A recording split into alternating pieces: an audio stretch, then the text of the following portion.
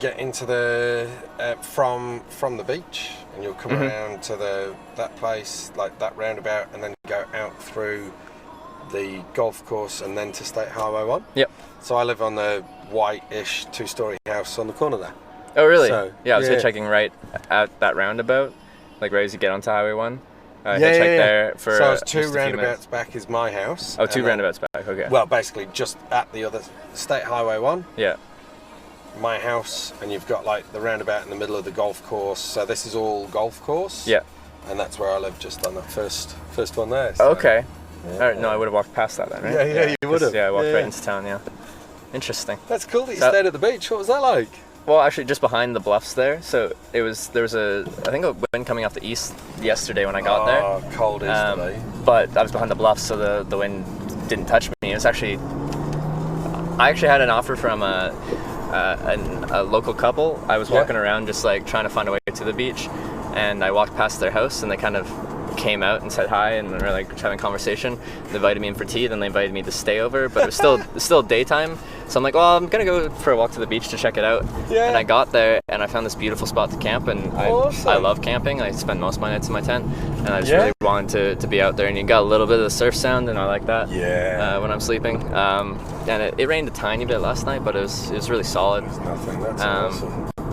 But yeah, I've camped every single night since I've been on the South Island, which has been nice. Because the weather's been solid. It's been good. So. Where are you staying tonight? Because there aren't many places in Christchurch to camp. No, I'm like out of batteries, and I'm a bit unkempt, unshowered, and I need to do some laundry. So I'm gonna find some place to accomplish all that. Cool. So whether it's a backpackers or a motel or something, I'll find a place to get everything back in order. Because it's been since Wellington, since I've really been inside. Got yourself sorted and had a nice kind of cool. But I really do prefer traveling that way. I don't know. Yeah. I feel much more in tune with the whole hitchhiking experience if I'm like hitchhiking all day and ending in a tent, waking up in a tent, and then going from there. It just has a good vibe to it for me. Yeah. I like it. You've done much camping? Not what you'd call proper camping. No. Not at all. No. No, like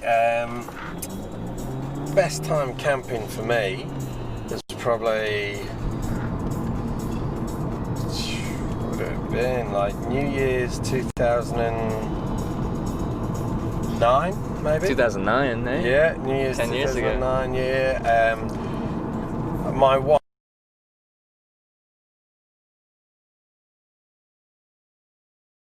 has a strict aversion to camping. She thinks staying in a like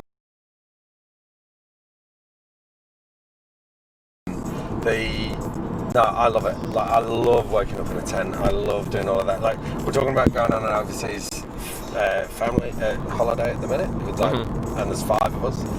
And as soon as you've already tried.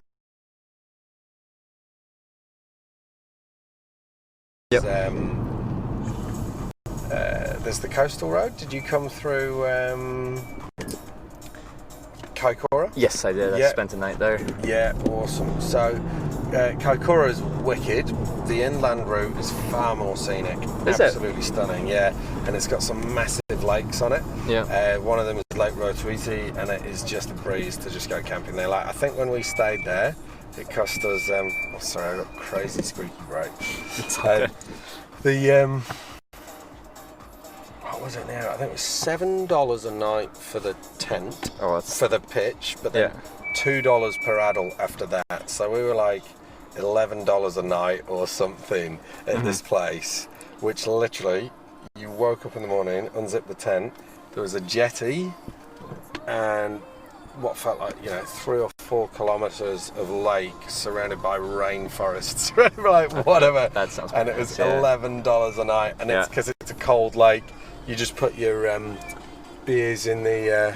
We're gonna zip down another way here.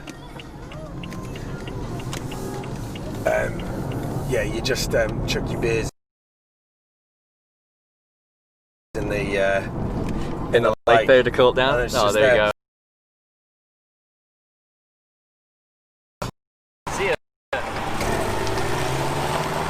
fucking way.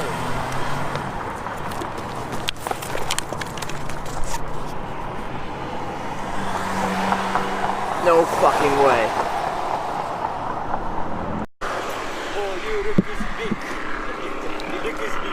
My dick is big? Big? Bar on these steps looking at a fish that big that's just like faffing about in the river and you're not allowed to fish out of there or anything like that? Do you know the trout actually wouldn't be protected, but I think you'd be... But the eels would be? People would... It would be frowned upon.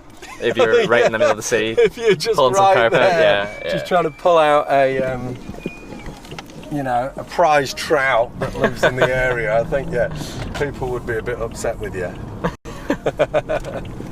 So people that watch this always want me to do like, people assume when I'm hitchhiking, like I'm away, I'm like into the wild, like I'm living off the land and all this stuff. I'm like, no, like people pick me up from civilization, take me to another form of civilization. Like, you want to go to the washroom? I'll just stop at McDonald's. Yeah. Like, need food? I'll just stop at a fast food joint or a restaurant or whatever, because I'm always around people. Because most people don't go into the middle of nowhere when they're driving. No. They're going from one point of civilization to another. You should be concerned about the people that pick you up that are driving into the middle of nowhere. That's fair enough. Probably time to get out. That's fair enough. Yeah, where are we going here? Just the moors. Don't worry. I always drive here on my own at night. That's another thing. I never hitchhike at night. Once the sun goes down, that's the end of me trying to catch a ride. Yeah. Because when I started doing it, I'd hitchhike through the night and like just go for miles. But after a while, I'm like, no, I don't need the miles that much. So once the sun's down, that's it for me. I'll find a place to camp and try again tomorrow. I've never been on the receiving end. I've never been on the recipient end of hitchhiking.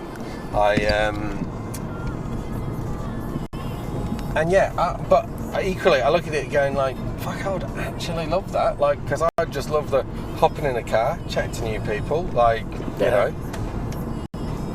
It's a super social way of going about. Yeah. Like, if I was traveling, like, bus, plane, train, driving my own car, like, I wouldn't end up in that many social situations. Like, I might go to the bar occasion, you end up with a chat here and there. Yeah. But hitchhiking just forces that upon you. Like, if you're going to travel, you're going to be meeting people. Totally. And like, it just gets me out there, meeting all these different people from all these different walks of life. It's a cool way to get around. That's awesome. Yeah. This is a much better road than the one we were on. Oh, your little navigation. Yeah. That's good. I've just got to remember, I've got to nip down this last street. Oh, have I already done that? Here we go. Because they put the no right turn sign down there when it is already too late. So you've got to sit through this road with my squeaky brakes. My car doesn't like driving in town. My car likes being on the open road, being driven hard. So as soon as I've driven around in town all day, my brakes just squeak and squeak because they're like...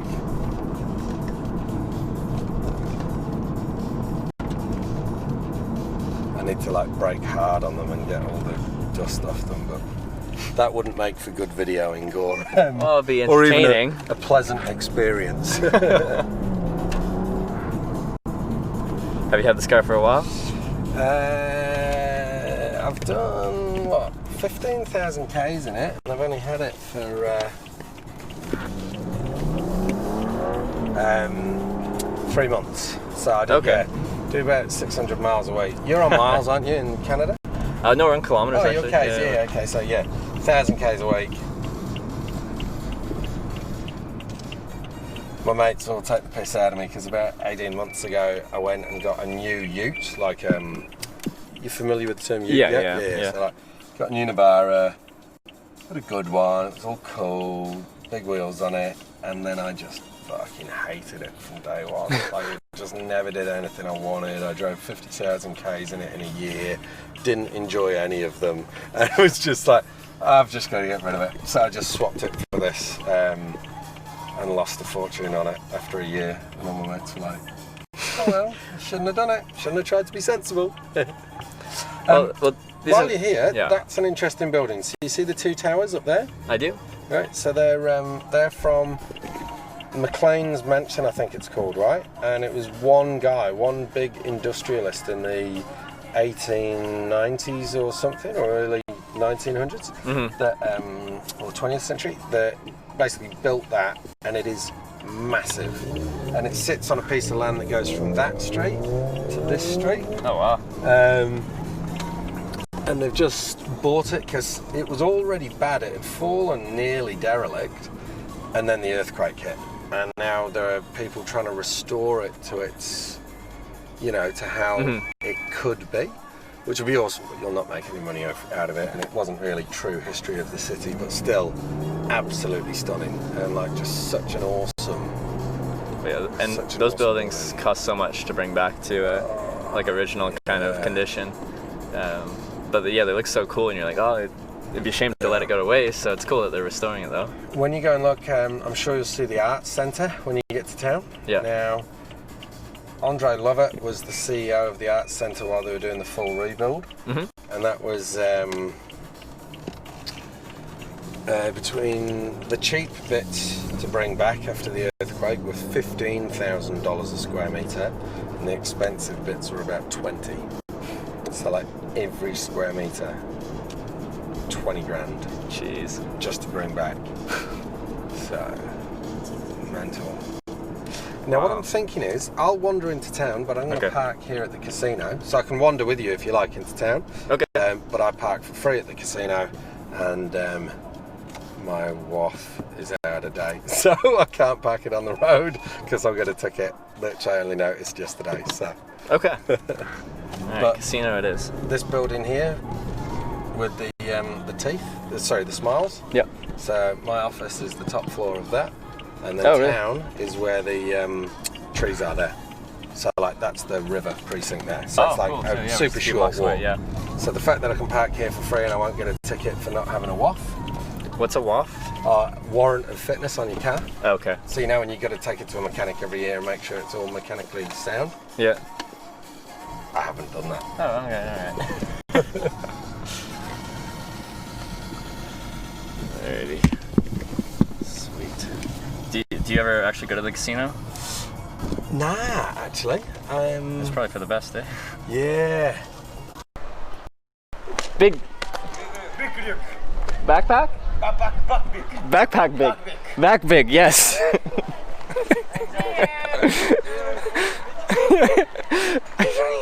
I just like I swear. I've had lunch with the CEO of the casino. And, oh yeah? I actually I'll grab my book. Yeah, so look, I'm wandering into town, so happy to wander with you if you like. Sure, I'll wander into town with you, and then cool. I don't know what I'm doing after. I don't have a plan as per usual. Nice.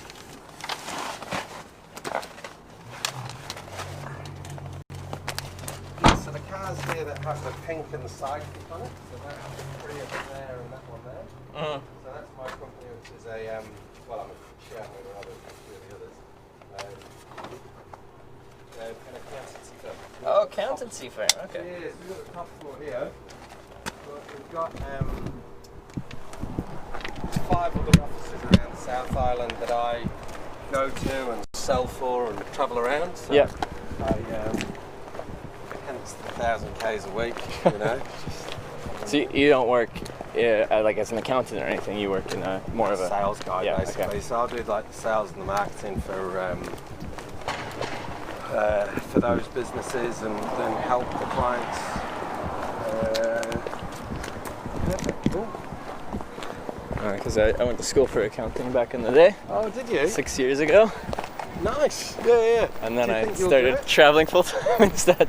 I don't know if I could go back to it, but I think the education was still valuable. Yeah. It's useful knowledge. It's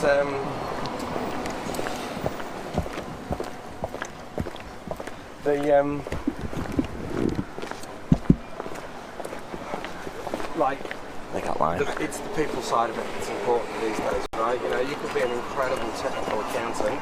Yep. You can't hold a really good conversation, and people don't want to actually be really like working with you. Then actually, there isn't a job there because software is going to fulfill that need. Yeah, that's true. Already pretty much is it. Yeah. We've been working with a program called Zero for 11 or 12 years, which has just got better and better and better. And then, like it is really going to replace the low-level functions of accountancy soon. So if you're not there able to give good advice, like support clients through tough decisions, do all of that stuff, you're not going to be better than software. And you're probably going to want to be paid more than $50 a month. So, software's going to absolutely have the edge there. Yeah, because it used to be considered like that profession. If you weren't a people person, you could, be an accountant, a bean counter, and you could kind of still make a decent living without having to be too much of a people person. But yeah, no, it's more customer based now than I guess it was before with software taking over. We'll go this way. Yeah. Oh, totally. In fact, if we go through that way, it's a bit more of an interesting walk, really. Okay. And I can be your tourism guide while we get in there. Sweet.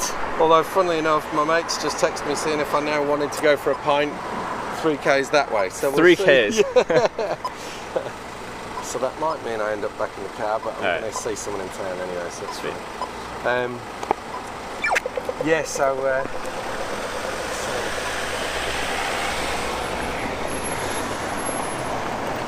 No, it's interesting how it's all changing a lot.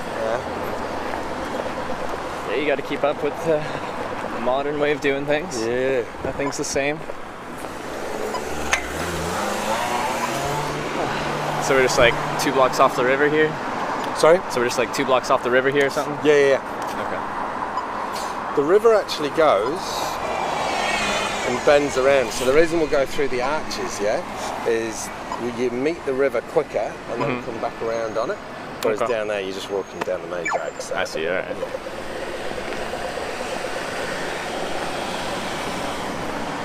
And it's actually just as quick as most of the stuff that's of interest is actually a block over. There you go.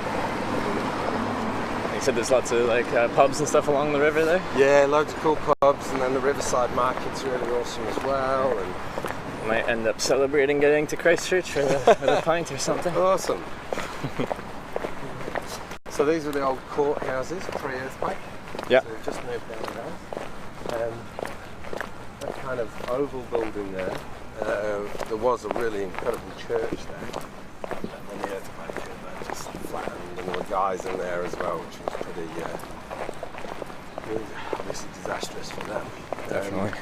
I actually was on the corner when the earthquake happened. I was like 3 stories up, just on the corner there. I'm watching like this building here that is the only tall one left. The stairwell fell in from the 14th floor, so people were stuck up high. Oh wow! Had to be rescued later on, and it was a really freaking crazy time to be around. Oh, definitely. City seems so affected. Like, what was the magnitude of the earthquake? That one was 6.2. A 6.2, really? Yeah. But was there something special that made it affect the city more? Uplift first. Yeah. So the first impact basically went up, and then it shook. Okay. Most buildings are strong because of their weight. Yeah. So throw them up in the air and rock them. Okay. So that it was close and it was shallow. Yeah. So it was like 3 major factors that just made it so devastating. Because I'm from Vancouver Island, and we're on like the Ring of Fire fault line as well, so we're seismically active as well. But like the peace of mind I have is like they know we're on a seismically active area, so they've invested in the building codes and everything. Totally. That should keep you safe. Yeah. Because inevitably there will be an earthquake that substantial enough. But the peace of mind is, well, they know that, so they built for it. And I would have thought the same thing for New Zealand. Yeah, well, I don't know when it all changed. I mean, now when we're building houses, right, we're building them to magnitude like 9. They've got to be able to take the building has to be able to survive through like a 9 or 9.2 or something. It'll be trashed, but it won't kill its occupants, you know. But we just had so many old buildings. I see, yeah. This is the convention centre I was talking about, where they've chosen that it should be here, so they've got it all down. It looks like this one might finish faster than Auckland's now. Sorry? This one might finish faster than Auckland's Convention Centre now. Maybe. It just burnt down. Oh yeah, of course. Yeah. Of course. Yeah. So here, you see where they've got like metal corrugated iron around parts of that classic building? Yep. So that was a tower. Okay. So I saw that fall in because I was essentially on the third floor of what was in that space there on the corner. Yeah. So yeah, you just have these old towers, brick towers, and they'd like fall into the crazy to see. the road. And that's crazy. It's like when you watch those really terrible disaster movies that really dramatise everything. Was that what it felt like? But you were there? Kind of going, oh fuck, that's actually happening right now. Jeez, that'd be insane. And then in the movies there'd be more explosions and crazy stuff. This was just weird of just buildings toppling down and rocking. And Yeah. Oh, that's insane. No, I was April. I was in Japan, and I was camping right next to the coast, and there's about a 7.0 earthquake. Oh. And I was like sleeping in my tent, like right next to the coast there. I'm like, what did you do? Oh, I got out of my tent, and I was just gonna grab my backpack and leave my tent, and then go to the highest ground I could find in that general area. Fairly and these solid Japanese plan. guys like ran up, and they're just like earthquake, tsunami, and then they like got me into their car, and then we drove inland and stuff, and it was all fine. It ended up like they issued a tsunami warning, but ended up not actually coming out to anything. But everyone's phone was lighting up with warnings and So like that was intimidating, but like I'd never experienced an earthquake to that extent. But like I was laying in my tent in a field, so that's a pretty good spot to be for an earthquake. Yeah, not much. But it's the afterwards part where I'm next to the coast I was more intimidated about. What's happening next? Yeah. Shit. We were like that with the Kaikoura one because we felt it in our house, you know, being Pegasus, where we stayed last night. Mm-hmm. Really felt it. And then we got a phone call from my father-in-law saying, they've issued a tsunami warning. Our house, the ground floor, is 5 meters above sea level. I'm like, it's not far enough, you know. Oh, yeah. So, so yes, we ended up driving inland to the nearest town, and nothing actually happened. But I suppose it's kind of a shame if you wouldn't have known Kaikoura before or after. But Kaikoura has a new peninsula because the land lifted up 3 meters. People were telling me the land did lift up a bunch there. Yeah, and so it stayed there. So they're tide there in most places. It's about 2.5 meters. Yeah. So they actually have now a new peninsula completely out of the water that never used to be. That's crazy. Yeah. So are these just like, this building was in danger for falling over, so they just added supports there to keep it up, so essentially? They might keep it, but the trouble is, what's in the that meantime? gate? Yeah. And what are they going to get out of it? No, that's crazy. Whereas this one now, because that's heritage and it's a government building and all of that, can't really do much with it. These that are privately owned, people have actually done something with them. Yeah. I mean, you look at this, right? It's like an acre and a bit. Yeah. Prime real estate in the middle of a city. Yeah. By the river. No one's done anything with for 8 years. Other than park cars on it, river gravel. So, it's going to be years. So it's still going to be years.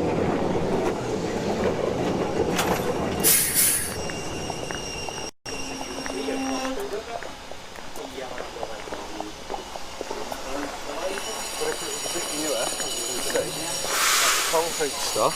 Yeah. Oh, and that's the new library, the gold one over there. Oh yeah, I see it. If it was newer and concrete and well stuck together, it would stick around. But Christchurch was a really industrial town. You know, it gained so much of its wealth through the last industrial revolution because it's basically, you know, when the farming revolution and industrial revolution met. That was when they built all the mills and the factories and that. So we basically had really old stock. And that was that.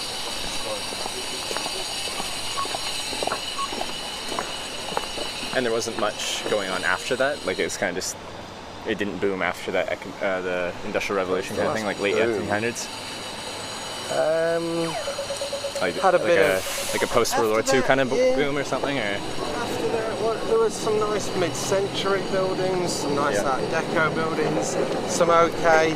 Yeah, what they would have turned, that was probably on that site. There probably would have been a wooden building from the 1890s or whatever, right? Yeah. That they've then bowled over to put that concrete one on in the 70s. Okay. So it was just that, you know, it's like a building would come down and something slightly bigger would go up. So there's no real district in Christchurch that has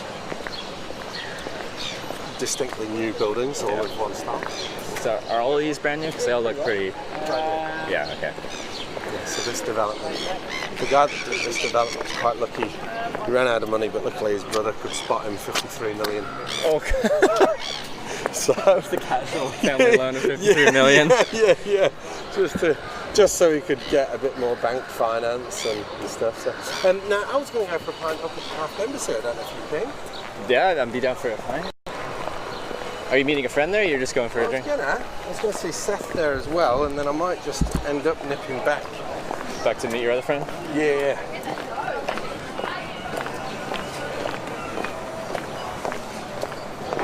Yeah, after I had a lunch with some clients and stuff, I was like, yeah, I'm really not working that hard this afternoon. So, hello! Unfortunately, I do know every bar owner in town as well. Unfortunately, please say? Yeah, it's a friendship that relies on money, so yeah. Gets you a few perks though, here and there. Certainly never have to wait for a table or anything. There you go. Yeah. Yeah, there's the odd perk with it.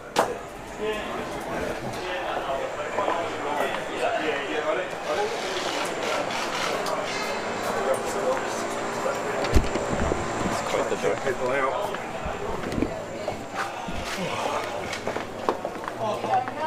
Hello.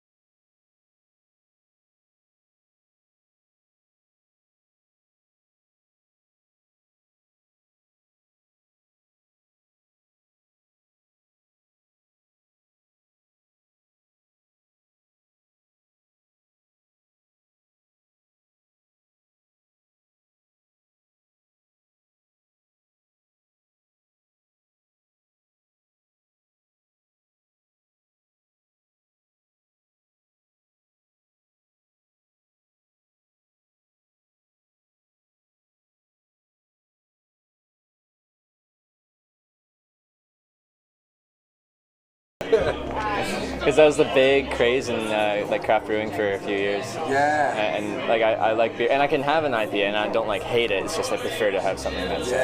So what I really like is when they're hazy, when they've got almost like a fruity kind of flavour to them. Yeah. I mean that's pretty easy drinking and nice. That session will be far less potent. Yeah. So Eagle Brewing is where I was earlier on. So they've got a real cool brewery pub on the river in High Point. Okay. It's just G'day. Something hazy, pale ale, fruity kind of flavour. So if you're looking for something easy, unfortunately, we don't have any. Okay. Fruity, we've got the Chur Pale Ale or the Pale Ale, which in my opinion are the two flavors. What is the fruitiest of the fruity ones? Can I have a wee taste of a Chur? Okay.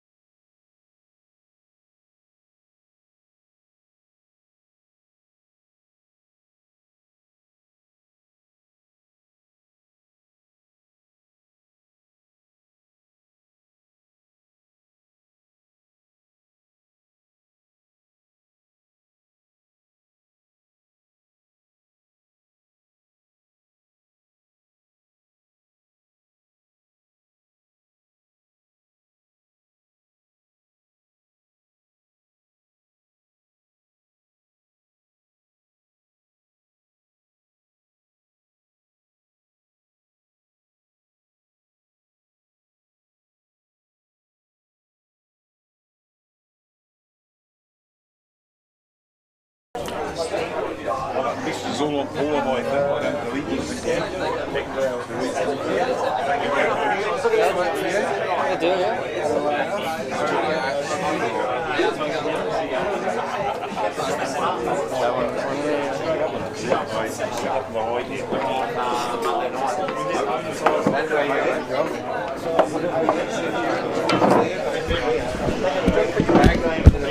Yeah, I'll put it in the corner there.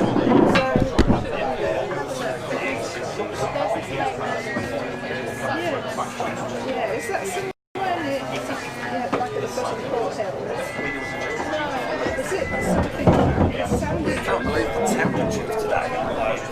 You never get it like this early.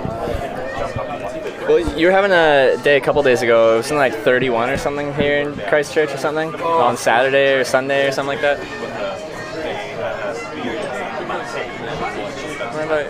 Yeah, I think it was. It was crazy.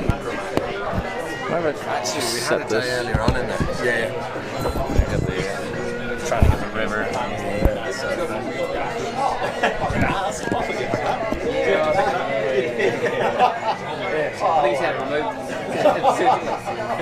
Yeah, there's a big heat wave coming through for several places, I think. Yeah. It's actually, I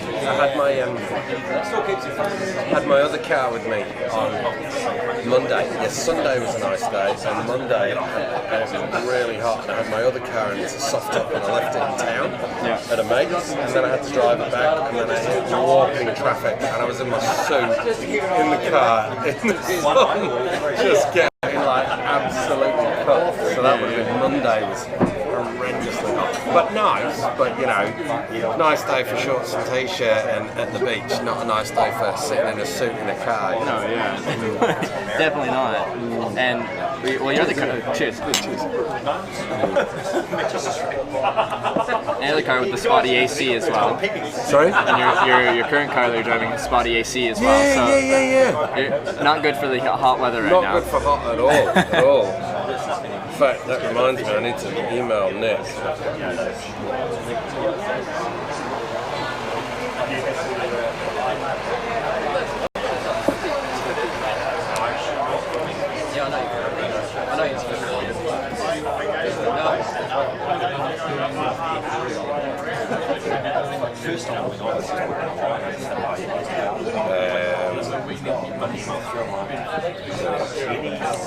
I've messaged him about it. And now you see where those two are stood down there, and then there's the lady in the red top. Yes. So just down there, that's where the eels are. Like literally, like you walk down those stairs, and like the eels, like you can just like dip your finger in the water, and they just start to like rear up out from under the steps. And they're monsters, some of them. Would they give you a nip, or like they're just curious? Curious. Like they'll nip my kids. So my kids will like leave their fingers in the water for too long, and it's like, oh, Dad, it bit me. I'm like, still got your finger. You know, like can't be too serious. But they're old. Apparently, if they're that big, that long, they're like 90 years old. So you're definitely not the first human that they've ever seen, you know? Surprised they made it this long in the city, if they stay here. Like, it seems like there's a lot of things that are like, or like through economic downturns, like say you're in like the 30s or something like that. And it's like, there we go. There's quite a lot of food on that. Yeah, exactly, mate. No, you're right. Some of them have been protected for a while, but yeah, whether that stops people during famine, I'm pretty sure it doesn't. So. People need to eat, they'll find something to eat. Yeah. But no, it's a cool city, really. Like, and like cool stuff like that. Like you say, like how's this stuff kind of stuck around? 90 years, like I'm pretty sure no one would have brought the eel here. Like it's so it must have lived up and down this river. It must have been, you know. And they don't go in the sea, so I don't know how far upstream they'd go out of this kind of thing. But 20 years is a fairly long time to spend in the water around here.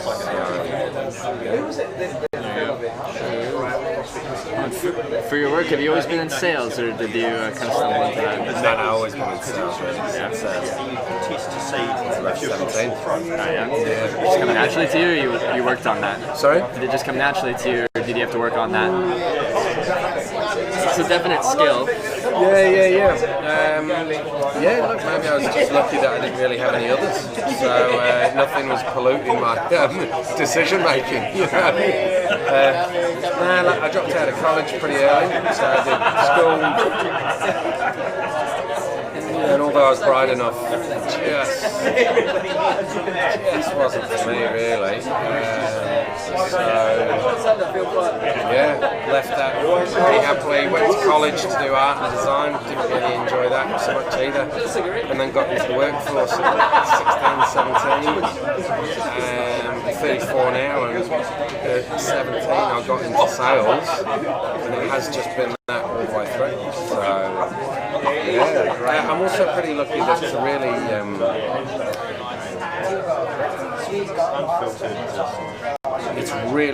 it's really difficult to find a Kiwi that's good at sales. Yeah. It's not part of the nature, it's not part of their kind of DNA to be able to ask for the business or drum this up, and it's small communities or hodgepodge of lots of small communities that I don't know what it is, but just that notion of that professional sales career or whatever, so seldom found. You'd be hard pressed to find a career Kiwi salesperson. It just doesn't exist. So would you say you're in higher demand then, as you're? Well, no, you're from the UK. I'm from the UK. Yeah, totally. So that's it. So yeah, basically, if you've got a problem, import it. Import the solution. Yeah. But I've seen that. Like, I'd love to hire Kiwi salespeople, but non-Kiwi. exists. Pretty much don't exist. Yeah. How can you tell if someone's a salesperson or not? So, like, can you just tell, like, having a quick conversation with them, is that they have that spark, that skill? When I'm interviewing someone, it's pretty easy to know if they're trying at it or they're really good at it. So you can just ask a few key questions like, you know, of all the sales you've done ever, what was your favourite one? A salesperson knows that. You know, they're like, oh my god, there was this time. Well, actually, no, there's like 5, and they'll just get really excited about the time something happened. But yeah, when you're meeting someone and you're trying to establish would they or would they not be a good salesperson, to be honest, they've probably got the skills that they've got. Actually, they're more inclined to ask questions and listen to the answer than just come out with a lot of statements. Lots of people like making statements. If you like asking questions. But now I'm curious what your favorite sale is. Yeah, okay. Just because you brought it up, and I'm like, sales. You said every salesman has one. Yeah. Like, yeah. So it was a chap called Scott and his wife. First thing they said was, we're not buying anything today. And I'm like, cool. So I'm like, you're scared of buying something today, which means you've thought about buying something today. And as I'm partway through everything I'm talking about, I absolutely lost him. And he said, and there was this one thing that had been said to me about 3 or 4 years before by this guy, Eddie Gibb, who's an amazing sales coach. And he goes, sometimes when you're talking about how good something is, you'll lose someone because they're just thinking in the back of their mind, oh my God, how much is this going to cost? And they start thinking about all these other things, which isn't what you're talking about. So when you come to cost, which is what most people keep until right at the end, you've lost them. Yeah. So they don't know. So most of the way through that conversation, I was like, oh shit, I've lost Scott. Like, he's in the room, but he's not in the room, right? Wife's there, who was like, we're not buying anything. Scott, who was like my guy, is like gone, he's disappeared. I'm like, shit. So I'm asking him, I went, do you know what, Scott? Got his attention. I was like, often when we're talking about this kind of thing, he's like, yeah, and he goes, people just panic. They're just going, what's all this going to cost? And he goes, yeah. And he's like, right back in the room. And I'm like, cool. I was like, mate, $250 a month. Is that really? And I went, yeah. And I carried on. Then at the end I was like, look, I know you guys said that you weren't going to buy anything today. So I'm just really keen to think, to know now, like, what would you guys still have to think about? And she goes, and he went, nothing. And he just signed up. So that's my favourite sale. And it's like super sad, but it was like one of those where I just got to probably my most technically advanced sale. Okay. So super geeky, but if I interviewed someone and gave me that answer, I'd be like, hired. I think hitchhiking is like, it's like selling yourself in some kind of way, in a physical image kind of first, it's it's image. marketing. It's definitely an image kind of way. Usually, I wouldn't be like beardy and stuff like that. I try to be as clean shaven and stuff as possible, and look just clean and presentable. Even if I've been camping out for a week, try to look as presentable as you physically can. But sometimes I do some aviation hitchhiking, and you go into small airports where people own their own airplanes, and you pretty much just pitch yourself to people that own their own planes. So it's essentially a pitch like, this is hi, this is what I do. I broadcast hitchhiking around the world. I show people what it's like to hitchhike. I'm super passionate about aviation and flying. You happen to be flying anywhere, if you are flying anywhere, can you take me? And if you can take me, will you take me? Essentially. Yeah. Short, dirty way. So we've done that 5 different airplanes now. No way! Walk in on foot and fly out in a plane. And it's all private aircraft, like people that own their own plane, and then one chartered flight. And I just happened to walk into a couple that were paid for a charter plane. So a plane and a pilot's there for them. And then I essentially do that, pitch to them, and they're like, well, we chartered this flight, but like, pilot, can we take a hitchhiker? He's like, yeah, I don't see why not. I just have to call the company. So they call the company, and they're like, hey, can we take a hitchhiker? And the company's like, I don't see why not. We just have to call, we just have to make sure he's not on the no-fly list, because it's an actual commercial flight now. Yes. So they take my info, and they're like, yeah, that's fine. They paid for the plane and the pilot. There's no reason to not take the extra person. So like, yeah, sure, you can Mate, drive that's with us. amazing! So yeah, that was from Louisiana to Monroe, so just in-state flight in the U.S. But like, you know.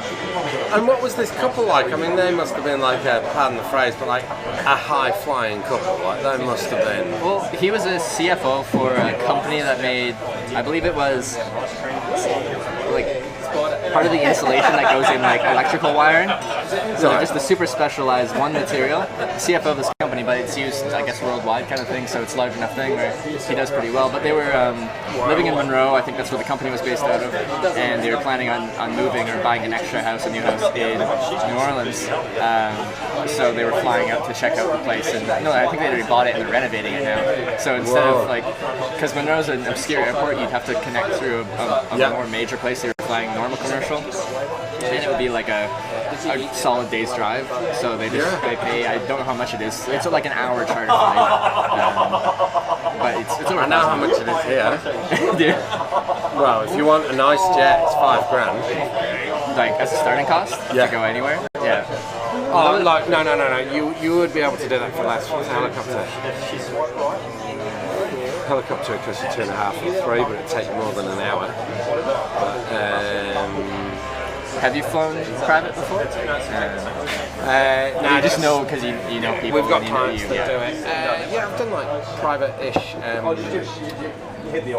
done a couple of helicopter flights. Yeah. Do you Never follow flown a helicopter. No. Do you know Richie McCaw? Do you like rugby? I don't follow it. I'm from Canada. It's not the biggest thing, but yeah. So Richie McCaw would be like probably one of the greatest rugby players in the world ever, and he's now a helicopter pilot, which he did while he's doing his rugby career, and by default he's a client of ours because of the business that he works for. And then a while ago, like we had a managers conference, and then after a while they were just like after like our day of like training or whatever, they go, we're just going to quickly nip out to the airport. And it was like Richie McCaw, I met a couple of times, and he's just like, yeah mate, it's, and then we just went off and like flew around the city, and it was freaking amazing. Like to go and see the city that you know and really like from the sky, and it was absolutely amazing. Sorry, I just got a text. Yeah, nice.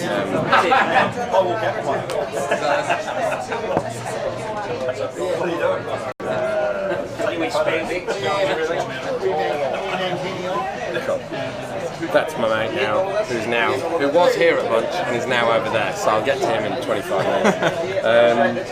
I'll show you some of the is it a work one or? But yeah, going on like private helicopter flights is just freaking awesome. And then there was another time again with work. I'm pretty lucky with my work that we get to go and see just awesome stuff like that. There was another time we went away to Tekipo and Twizel, which I was mentioning to you earlier. Yeah. So this was one of them.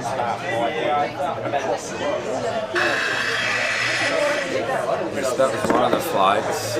So that's up near Mount Cook, and that used to be a glacier just near Mount Cook, so it's absolutely incredible. This wasn't Richie flying us, this is like just a standard charter one. Yep. And then we end up on the top of a sorry, I fast forwarded. So this is us on the top of it. So we got 3 helicopters up to the top of the top of this hill. Had some champagne up at the top there. But it was so funny. It was like you were asking me earlier, like, do I go camping? We saved so much money by that trip. We took 40 people away, and we all stayed in tents. So because we saved so much money on accommodation on hotels, we ended up being able to get helicopters, jet boats, like really like awesome, amazing. You saved stuff. on accommodation, but then you got the cool like experiences of stuff like Totally. that. So yeah, and so then we take off. Oh mate, this was amazing. Like just literally just hop up off the hill and just drop into this valley and. Yeah, that's a bucket list kind of ride, is to get a helicopter. Honestly, for me, like I left that trip. You know, you've just spent 2-3 days with like 40 really cool people. That's the biggest thing for us. Is just culture's everything. You know, it was at Peter Drucker, was it, that said culture eats strategy for breakfast. You get 40 people, we're now 55, that was last year, of the right people on board, your strategy can be fairly shit because everyone else will just kind of move you along in the right direction. Yeah. But yeah, like that was awesome. So that was really cool helicopter ride, and that's half of us at the top because they couldn't take us all. Oh yeah. So cool too. Cool, yeah. And then that was the jet boat as well. So out in Lake Jacobone, stunning day. I do want to try one of those. That looks fun. Yeah.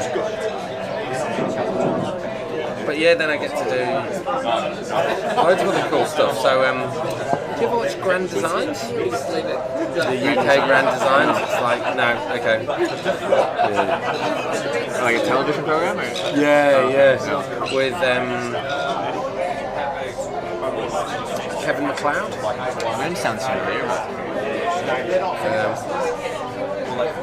That guy. They look familiar? But yeah, he's just like real, like he's by far the most famous person I've met. This is the worst picture of the world, worst picture in the world of me with that rugby player. The rugby player's there, and that's me looking fucking horrendous. And I'm really pleased that went in the paper. That was in the paper, there you go. So yeah, no, I had loads of opportunity like that with work, and there is this so easy to go do stuff. Like that's the thing I love about New Zealand. It's like everything's just so accessible. From anyone famous. You're from the UK. Do you know the journalist and broadcaster Simon Calder? He does news broadcasting, or mostly travel broadcasting for BBC and then for the Independent. Yeah. But I got picked up by an employee for the Independent in Bristol, England. Yeah. And I was telling her what I was doing and stuff like that. She thought it was interesting, so we exchanged business cards. And then she passed it on to her co-workers, who passed it on to Simon Calder, who's one of their journalists. And he essentially reached out to me. He's like, do you want to do a hitchhiking race from London to Cornwall tomorrow? And I'm like, I'm on the Isle of Wight. I can't get to London tomorrow. Yeah, him. Yeah, I actually do know him. He used to do like Tomorrow's World or something, didn't he? Yeah, he's done a lot of different things for BBC and Independent now. But anyway, I'm like, can't make it to London tomorrow. It's just like super last minute. I'm on the Isle of Wight. He's like, oh, I'll come down to the Isle of Wight. Let's do a hitchhiking race around the Isle of Wight. And essentially the thing was, one person would go clockwise, the other would go counterclockwise. And who gets there first? There's 3 checkpoints along the way. Make sure you actually do the circumnavigation, and whoever gets back to restart first is the winner in that case. But we did the race. I narrowly beat him, and I felt like I had everything to lose, and he had like not that much to gain. Nothing to lose. Because if he won, like the journalist beat my business card says professional hitchhiker because it's my job. So I thought it'd be funny. Narrowly squeaked out a win there. But I felt he had a benefit because like he's recognizable in I think especially the Isle of Wight. Like I think on average a bit older population on the island there. Incarcerated or older is what I've recently learned with the Isle of Wight. It's got 3 prisons, which is why it exists. Oh really? Yeah. Prison island. I didn't know. So funnily enough, I've probably not spoken about the Isle of Wight for like 10 years, and I'm now speaking about it for the 3rd time in 3 weeks. Really? Yeah, I've got a client's advisor who's from there. Bumped into a mate from Queenstown. Well, my Queenstown landlord. I bumped into him in the Christchurch airport the other day, and found out then that he was from the Isle of Wight. And now we're talking about the Isle of Wight. There you go. 3 times 3 weeks. Yeah. It's a nice place. But yeah, they did an article in the Independent, a little interview thing. That was posted on the Independent. So it was a cool experience there. Mate, that's awesome. Yeah. That's really cool. It was miserable there. It was like pouring rain. It was like... Yeah. I've spent a bit of time on the Channel Islands there, like Jersey and Guernsey. I had a girlfriend in Jersey, so I spent a small amount of time down there. And which part of the UK are you from? So I'm from up north, so like the northwest. So did you ever go like Manchester way? I didn't go. Well, I went close. I was coming through like Wales and then east through like Chester and then that. Oh, yeah. So that's close, but I never went to. Did you go to the Lake District? I did, yeah. Perfect. You'd have gone, if you went from Chester to the Lake District, you would have driven past where I live. Okay. Yeah. So like countryside, pretty nondescript, but a cool place. Certainly, I feel like a better place to be from than to be. So. Okay. Well, like a nice place to be, but like not much opportunity there, I'm guessing. Yeah. Not at all. No, I mean, when I left there when I was 16, it was because of that. I quit college. There weren't jobs for me. You know, when we talk about like, did you know you were a salesman or did you fall into it or whatever? I was really fortunate. You know, my dad's had some successes over the years, and he knew I was a salesman long before I did. So he steered me probably in the right direction there. And just to say, if you want a profession and you know, when you're unqualified and you have these ambitions, you'll need to be good at something. Yeah. So I think if there's one skill that you could have that would get you furthest in life, it would be skill or like sales or some kind of communicative skills. Like you can talk your way into kind of anything if you're really good at that skill. Do you know, I'm seeing it quite a bit with K-pop at the minute, where they've actually studied more so around psychology, counselling, or some forms of art. And as they're moving into more professional spheres, I find them to be far more well-rounded, more capable people, having had those skills. Commercially. You know, they as long as they get over their fear barriers, I think that's probably one of the only advantages that a lot of salespeople will have, is that they can kind of they can take 1,000 no's but still keep going on. Keep going. But you get other more rounded, better rounded people and get them at that point, wow, they just absolutely fly. But you're right, it's communication. Everything is communication. Everything we do, when we're running seminars on how to be better in business, whether it be cash flow, whether it be strategy, whether it be whatever, communication will always come back round to it. If you're fundamentally shit at communication, get better, or try and pay someone less than you pay yourself that's really good at it.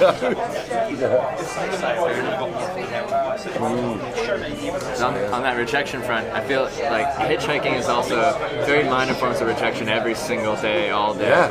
Every car that drives past is someone that's going in the right direction, but it's like, nope. No. Yeah, they've said no, yeah. They look you in the eye and it's just, nope. It's the most minor form though. They're not actually saying no.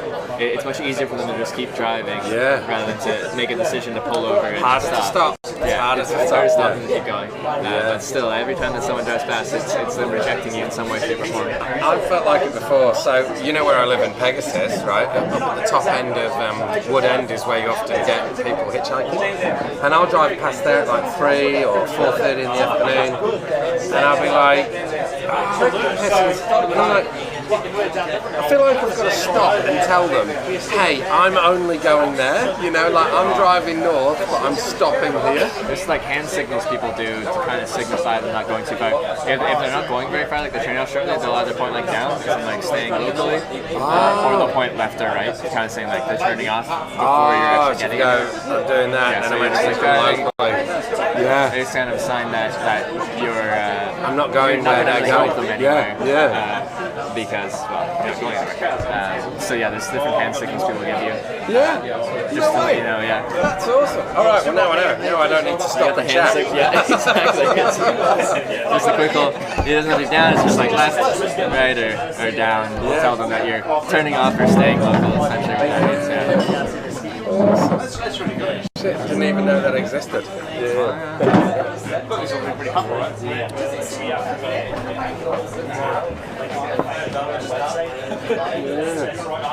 So how long do you think you're going to spend in Christchurch? 1 or 2 nights.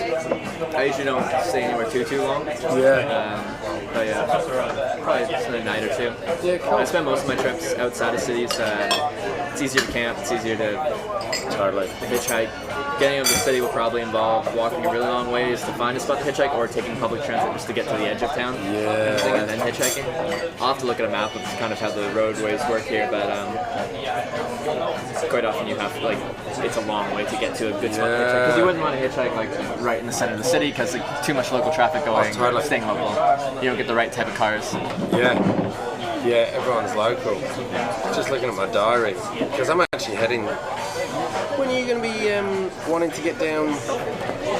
I'm going to be driving down on the 19th, down as far as Wanaka and Queenstown.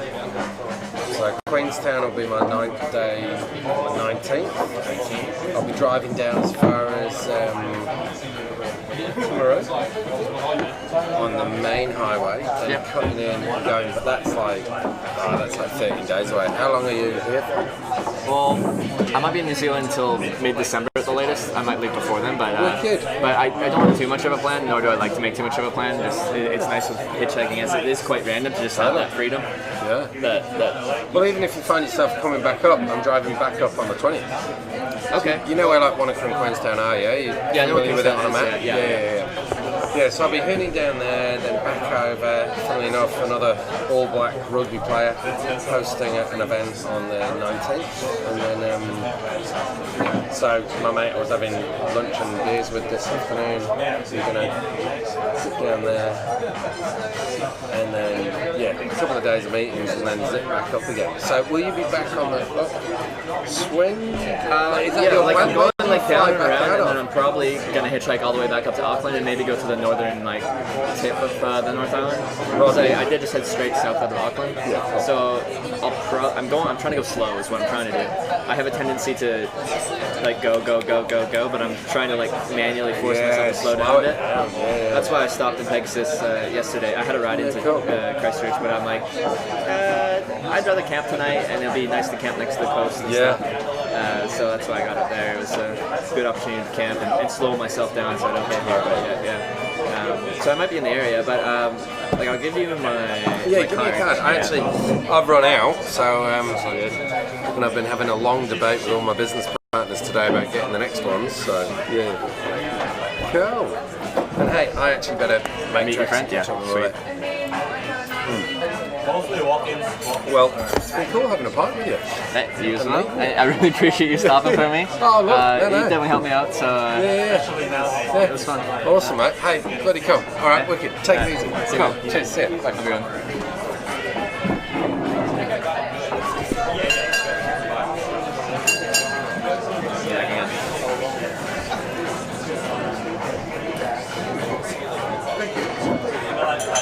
Here's a disaster, isn't it?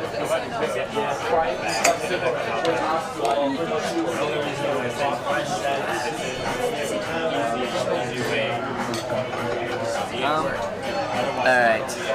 Now I'm on my own again, guys. We can talk again, sorry. I haven't talked directly to you guys in like a long time now. I like it. I thought that was a fun conversation. I saw chat getting a little bit angsty about talking about sales and like how to sell and all that stuff. I guess it's not held in the best light currently, but it is an actual skill.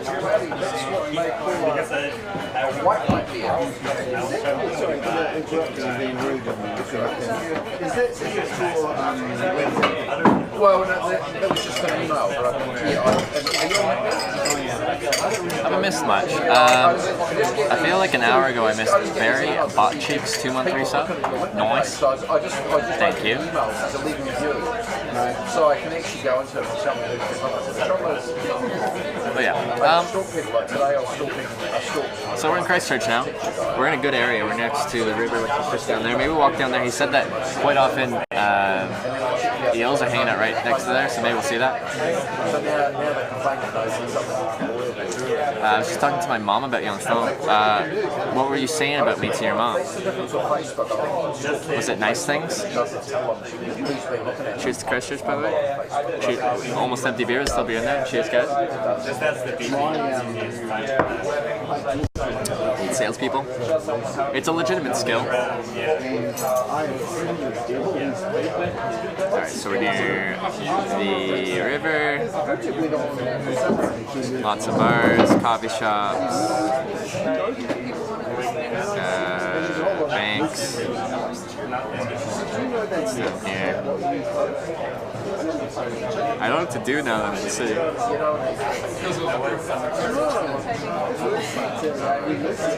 Cheers, have a great stream today. Yeah, it's been solid. I thought we'd get one ride in Christchurch, but it took two. But it chained together really well. There was no problem in getting into town. We just had that one car, or that group of cars pull behind me, kind of ruining my pullover spot for all of 5-10 minutes. I was telling you that what you do, and that you're such a nice, respectful guy that everybody who meets you loves you. Ah, Kate did. My heart, thank you. It was nicer than I expected.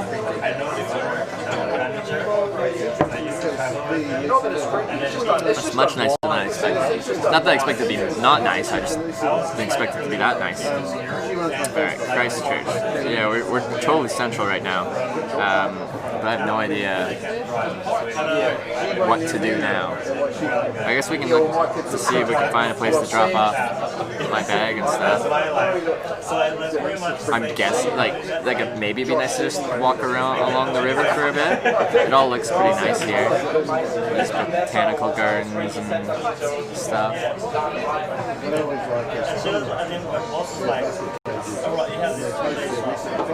Curious what accommodation goes for in this city. I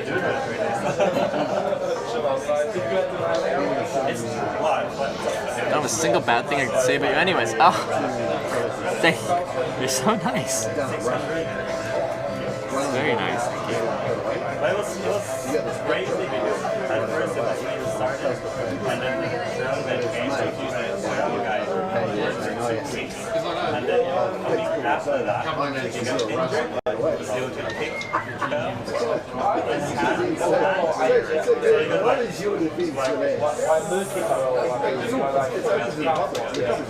Just walk around there, there's a few hostels in the central area. Okay. There's a real skill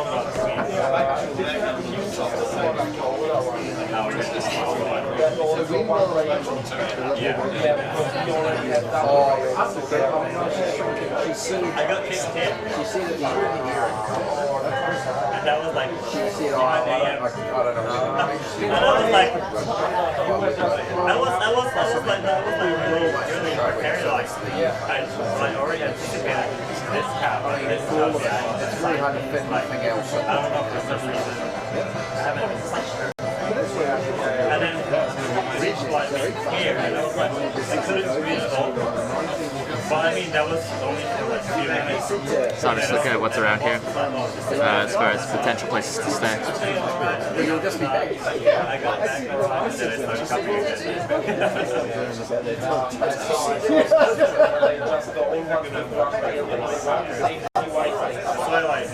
That thing is, it's something when you see to be warm. I got kicked here many times. It was just normal for me after that. So we're decent hotel tonight, recharge and regroup.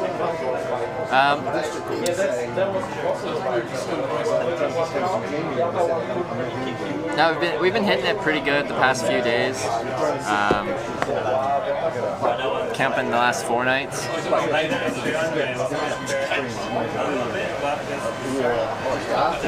Camping out, but it's been lovely. I've been loving it. It's not me like being like, oh yeah, it's hardcore. No, it's like, oh, it's just lovely. But yeah, we do need. Could really use some laundry. Could really use a shower and some battery recharge.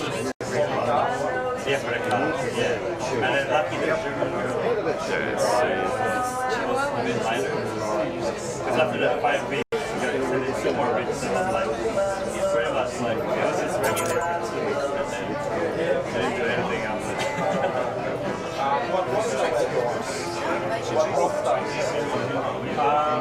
At first, it wasn't so busy. Terry with the 400 bits. Good to see you. Thanks so much for the bits, Terry. How you doing? Manchester's 2 hostels and white chairs across the river next to Hagley Park. Is this including? Is this like or is this sort of serious? just how, like now that I have all the streaming equipment, if I get a hostel, I like sleeping in hostels and I enjoy staying in hostels. I like the social atmosphere. But if I'm going to stay in a hostel, I'm going to go there to sleep pretty much. And I don't like leaving all my streaming equipment in a shared accommodation room unattended. But if I just go there and I'm like hanging out, then that's fine. But if I'm going out, then I don't want to stay in a hostel. And the lockers are usually too small for my bag and stuff. When you stay in a hostel in a private accommodation, but you're spending more.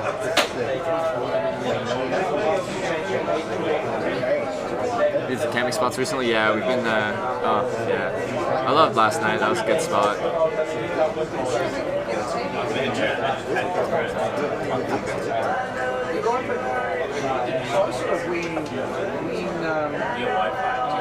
I think they kind of team play right. We got to the point where we all this is around doing retreats, preparing for the hearing, and running the hearing. I reckon the team yeah, all that I reckon team works from here.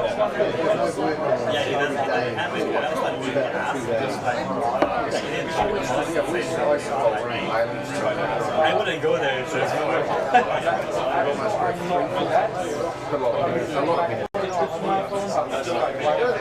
yeah, be like something you can do in your day.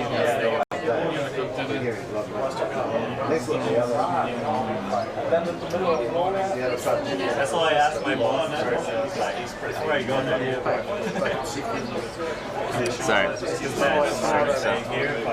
I counted 23s for today. No, it's for all of New Zealand.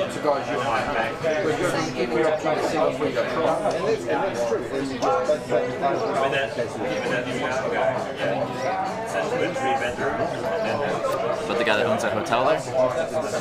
I know a guy that. What? Do I know a guy that owns a hotel in Christchurch? I know a guy that owns a backpackers in Picton. So there was one time I was one, the other one is and the girl wasn't a partner. It was just there too. But it feels like and I was like, you're outside without like how they work, they choose every day. And it's like, I don't know how they cope with it, but they still manage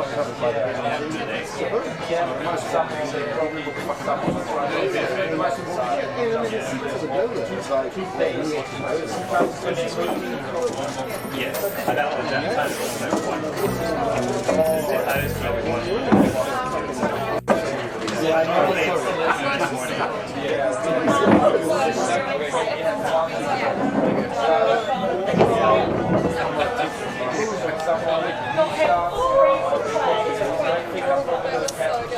whoa, Dugan with the $75 tip.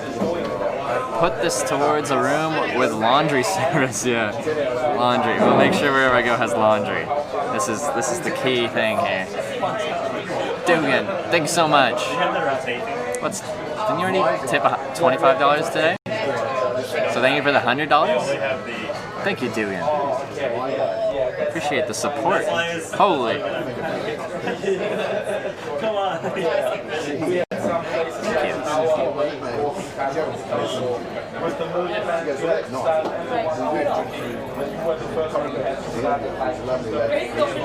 I really enjoyed it, you know.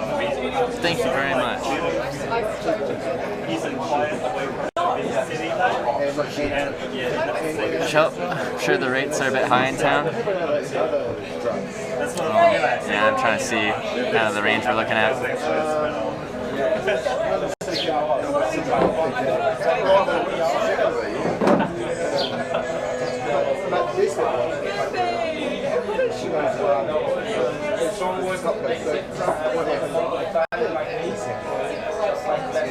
Thank you very much, Stu.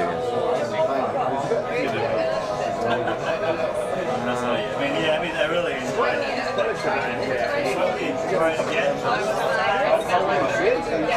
says, well, they do call me slave. Well, you what? They do call me slave. Yeah, I mean, they're very hands-on. This is all on the video. Yeah, because it was lady policeman. And I sit on the train track, and I crossed out. And I sit she gave me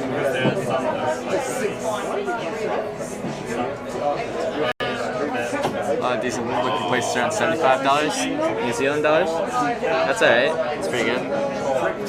what it is, I said, what it is just a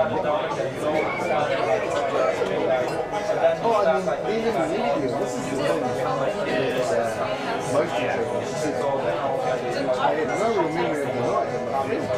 At first I was like that. I was like, my patience was like, Alright, so New Zealand dollar head it up, and it's like, facilities. They have laundry facilities. That's good. and then after that, I started to like, Thursday the 7th, Friday the 8th.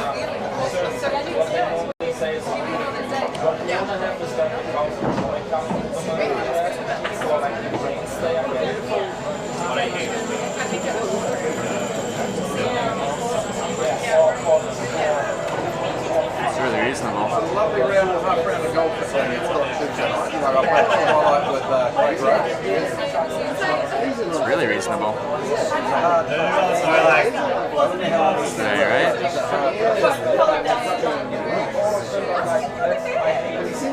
Yeah, Thursday, 7th November. Yeah, that's right.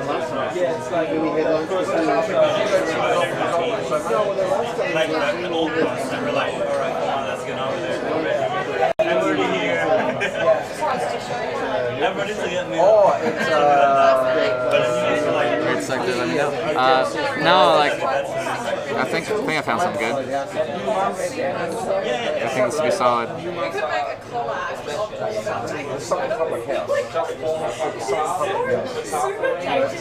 Lovely meal, and I just think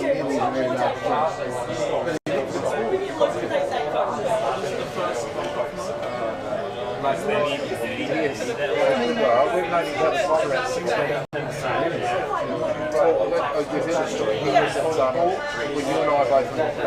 Do you know what a Wi-Fi self-signal jammer is? What is that about?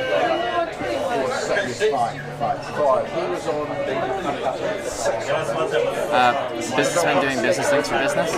What, at this place or what? Yeah, he was on the floor with I was like, really like, he was another guy in winter. Yeah, another guy in winter. Another guy in winter. Remix 7 with the 4-month resub. Thank you so much. Appreciate the 4 months.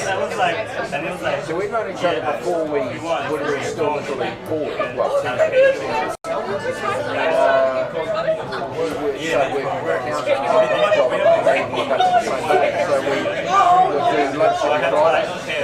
So we don't do lunch every Friday now, but if it tells anyone to listen, we've been doing lunch we still do some lunch every Friday.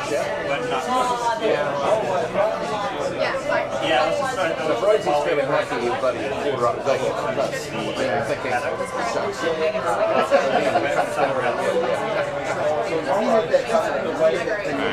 It's a little bit of a walk. Oh, we'll go for a walk. I appreciate your face. I appreciate your face as well. How would you say?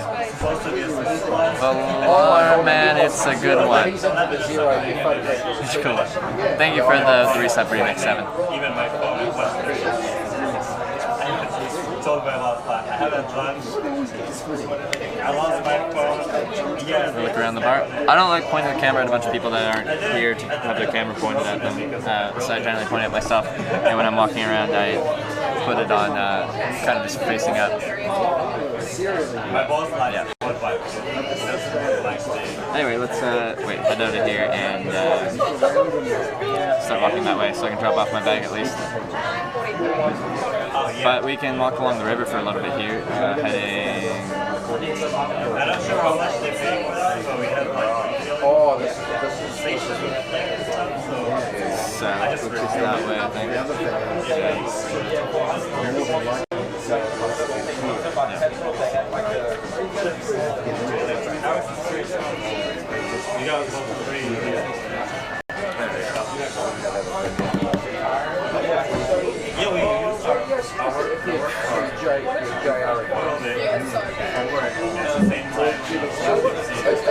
Because I'm a relevant novice with JR.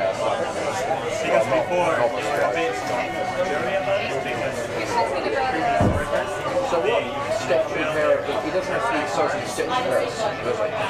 Just a basic. Yeah, I was like, yeah. But it is steps. Yeah, they usually have like monsters.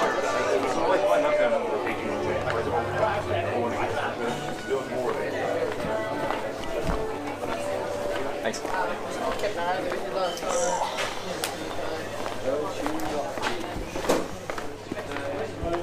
Look at this door though. Look at that thing. It's huge.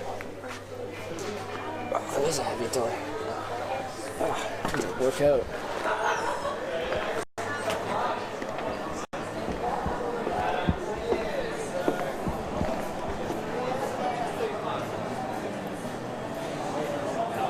Yeah, I felt criminally underdressed in there actually. Most people were in some kind of business attire, except for me.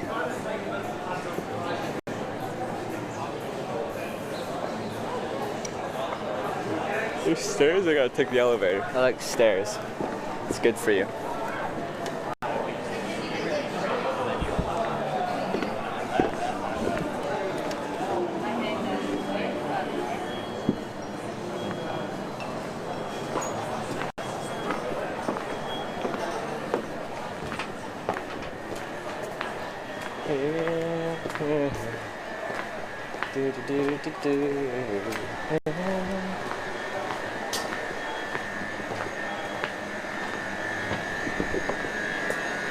Stairs down there. Can I get out that way? Looks like it. We will try. It's all under construction.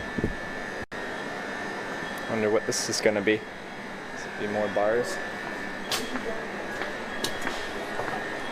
I was asleep. Oh, I slept great.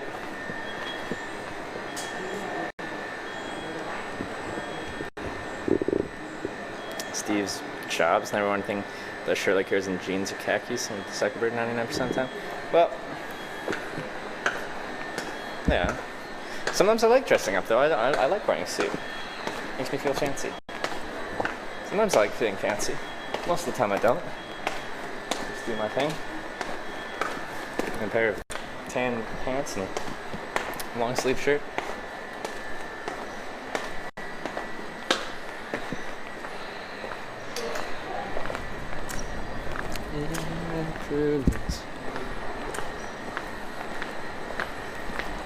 Do do do do.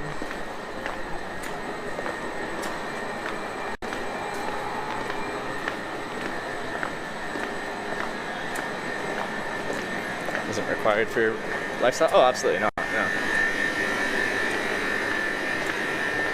First thing to do, explain what you're doing. I travel via hitchhiking, which is standing next to the road you found out, which people recognize as asking for a free lift in their car. And then they'll give you a free lift in their car and take you wherever they're heading to. That's what the stream's about. Let's go down by the river and see if we can find an eel and get attacked.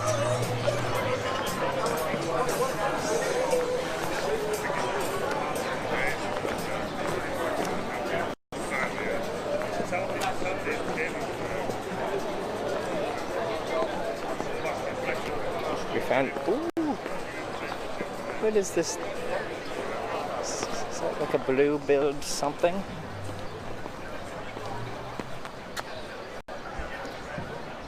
Hello. Hi. You kind of look evil, in a cute kind of way. A cute evil. Seen the movie Hitch? Yes.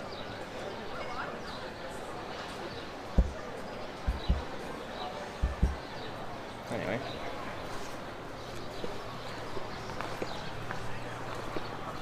So it's hard to look.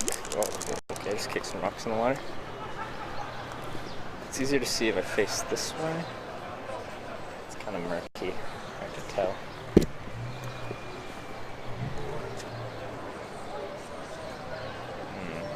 Eels? Where are you, eels? Hello? Hello? Is there anybody in there? Just not if you can hear.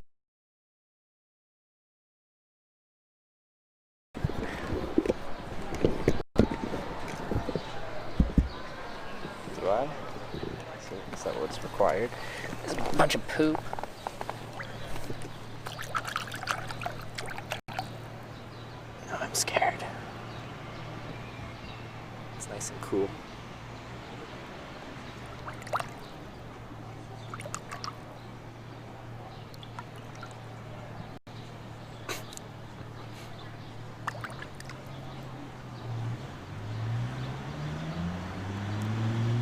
Here, eely, eely, eely, eely.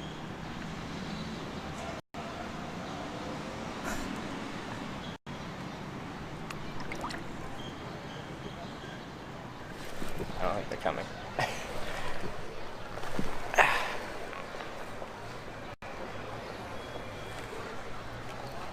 Oh, I see one. It's way out there. See the shadow there? Oh, there's one right there. No, come back. Right there. Oh, so the glare is horrible. You need polarized eyes. There it is. Oh, look at her. Oh, the glare is horrible. Stop it, glare.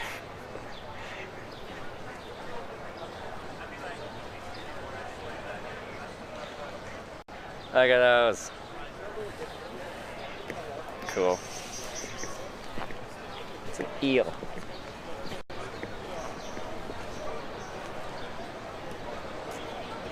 It's so hard to get a good angle on it. The lighting right now. It's right underneath me. Anyway, looks like bowfin. Is it not? Is it bowfin, not an eel? Pet the eel? Maybe. They make good pets, I hear.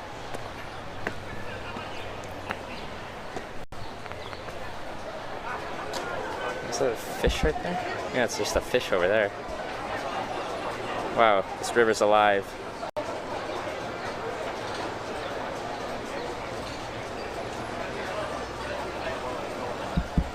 Days you've been traveling? 6 years? But no, this trip's been, well, it says hitchhiking New Zealand day 12, so we've been traveling 12 days in New Zealand. From New Zealand 14 days, and we were in Asia for a little bit before that. And then before that, I was hitchhiking across North America from St. John's, Newfoundland to San Diego, California for TwitchCon. Yeah. Sunglasses over the lens. These aren't polarized. No. You're not polarized, unfortunately.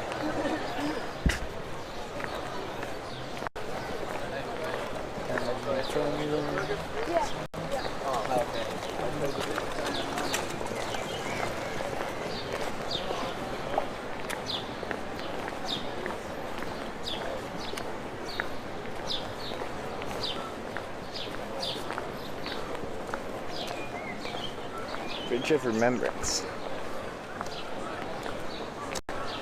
Like a War of Remembrance, or let's see what. Let's see, Mesopotamia, France, Belgium, Palestine, Egypt, Gallipoli, Pacific, Atlantic, Korea, Borneo, Vietnam. Okay, so one and one.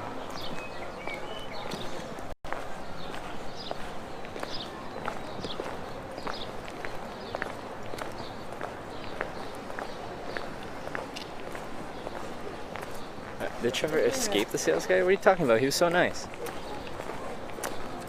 Marmot. I like Marmot. My tent's a Marmot. I wonder if they're hard goods or just soft goods, like clothes. I'm not a huge fan of the clothing, but the hard goods are nice.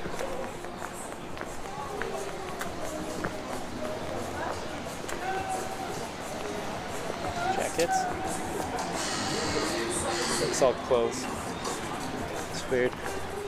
All the places I ever worked at only carried Marmot hard goods, their backpacks and tents and sleeping bags and stuff. What's this place? It seems expensively hip. It's like the Zoolander Derelict collection.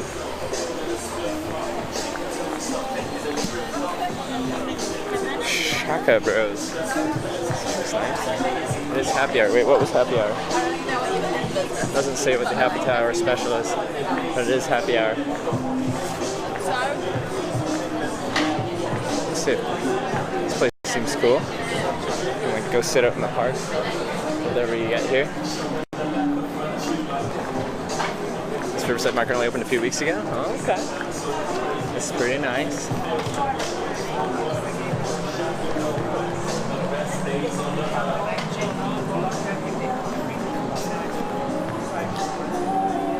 And they just play funky, fresh music the whole time as well.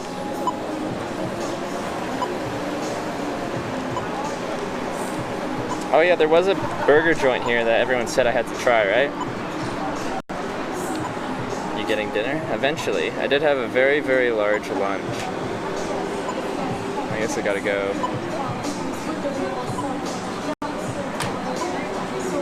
Along the river that way. Just kick the time on. Oh, this is Queenstown. Okay, never mind. It's Queenstown. That's the amazing burger.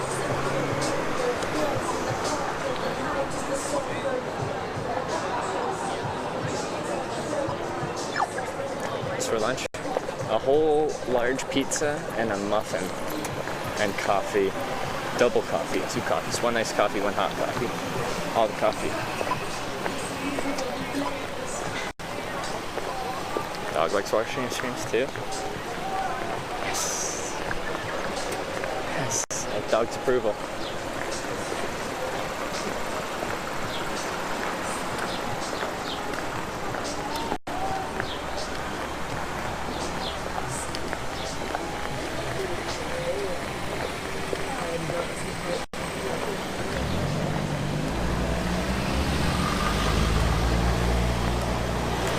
I just really want to see, figure out a way that I can ride one of these guys while holding the stream. It'd just be so awkward, because I'd have to hold the stream still in one hand and then control the thing with one other hand. And I don't think it's safe. I should probably not do that until I get something shoulder mounted set up.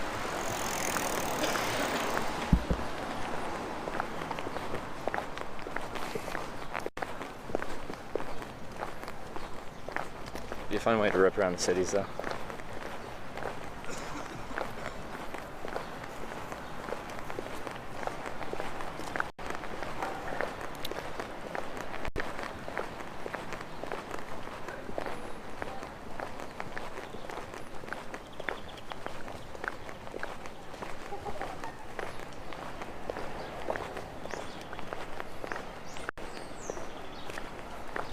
When I wanted to buy your dinner, but it's getting late in the States.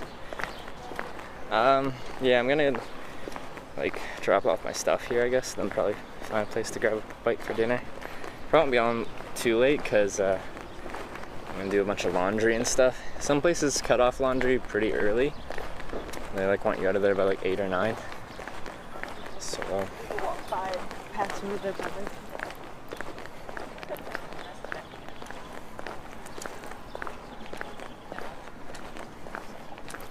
I got mad hurt with one of those. Wasn't his one of those super powered ones that go super fast? These ones can still go a decent clip. Not that crazy.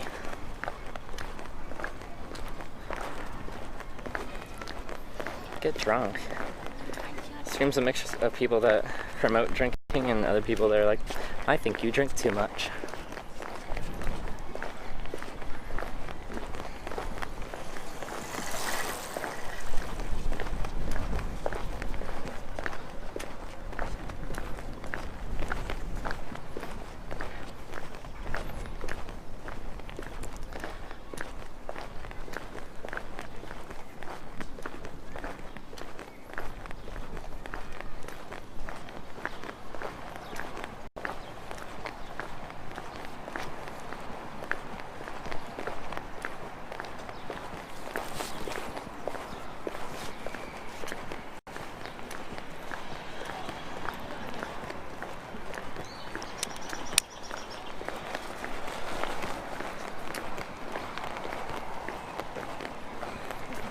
To your right along there is the earthquake memorial. Like I'm walking past it now and just up here. Was there a river path that I didn't take? There was. Is that there?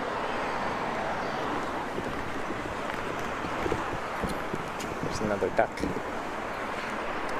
think that must be it there.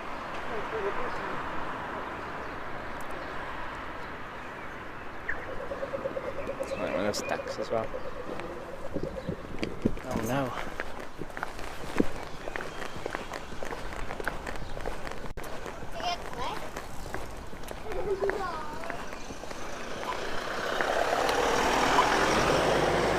Ree!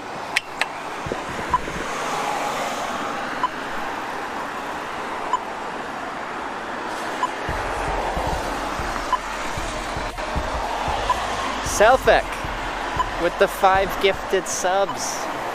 Thank you so much, Selfek. Thank you for gifting a sub to Richie, NZ, Aussie, The Fish, Tenerife, Golfing Prohibited, and Slowdava Proboshnik. Everyone, welcome to the Twitch Hackers. Selfek, thank you. That's 100 total gifted subs in the channel. Wow. Thank you.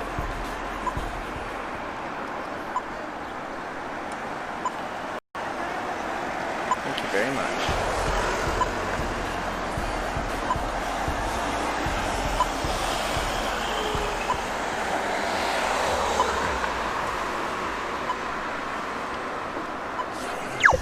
What is this? I feel like I'm injured. What is this? What is going on?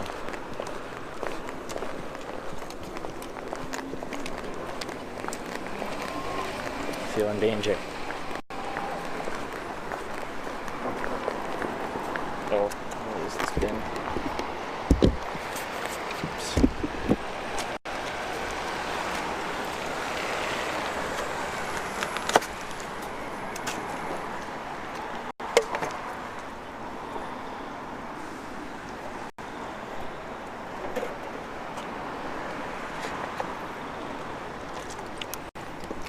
Let's have a quick drink of this.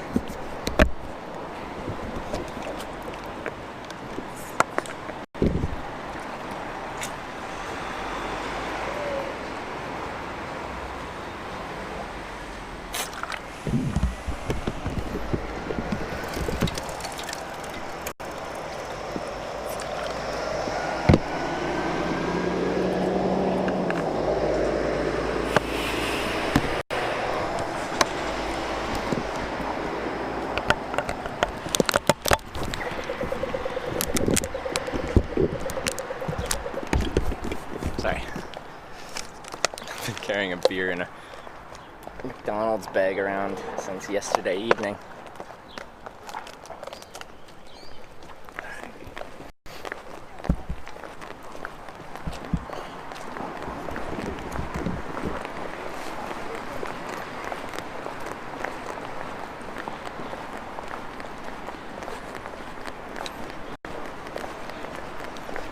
The guy that picked me up and drove me here, his description of the earthquake is pretty scary.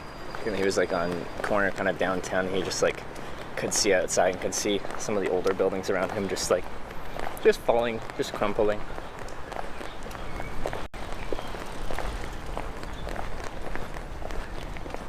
can't even imagine. I mean, Hey, how's it going? what's that? I make a stream about hitchhiking. Oh, yeah. So I hitchhike to different countries around the world and show what it's like to stick your thumb out. And so I just got dropped off in town by a guy that picked me up just north of here. And Where were you first? well, I started in Auckland in New Zealand. What's the channel called? Hitch. I'll give you a card. Oh, yeah. Business card, yeah. Sick. Find all there. Do you know what Twitch TV is? Yeah. Yeah. Streaming shit. So the channel's called Hitch. H-I-T-C-H. Oh, no way. Yeah.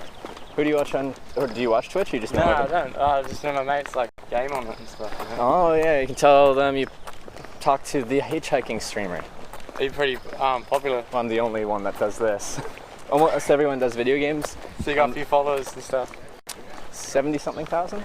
Are you recording now? Well, it's live. Oh, it's It's live broadcast. So that's the chat over there.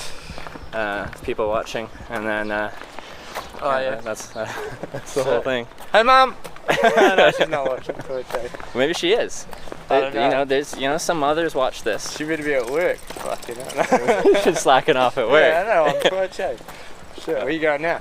Well, I just got into town, but I was camping the last 4 nights, so I'm gonna get a place to stay for the night. I'm gonna get a backpackers somewhere over there. Yeah. Where you going after that? Getting dinner. What are you off to? Nah, I mean like where? Which I'm continuing south. Right, you're going downwards. Like Dunedin. Dunedin, and then around, and then to the west coast and stuff like that. Oh, yeah. And then eventually loop my way back up to Auckland, Where are you from originally? Canada. Oh shit. Yeah, you local from here? Yeah, man. Yeah. What do you like the city here, or it's just a place? Yeah, it's just my home, bro. That's all. Yeah. You think you'll ever leave? Probably not, eh? No. Nah. Well, what do you do in the city? I'm just gonna go meet some bros at the hospital, and we're gonna go for a paint. Oh, okay. I just came from a pint. No, guy that we paint. got- Paint. A paint?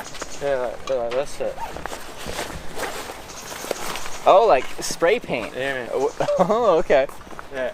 All right. Well, have a good time. You too, brother. See ya. Stay safe on your travels, man. See ya. Oh, can you donate? On this, yeah, you can. I'll donate your $5. Thanks, mate. We'll just assume he was going to go paint something that was legal. He said pint, but with like an accent.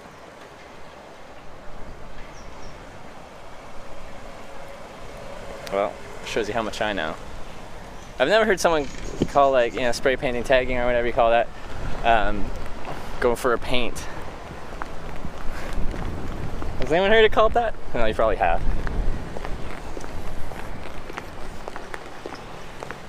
You wouldn't really want to broadcast that you're doing that. Painting an old lady's fence doing lawyer's work. Yeah. I'm not sure what side am I supposed to be on.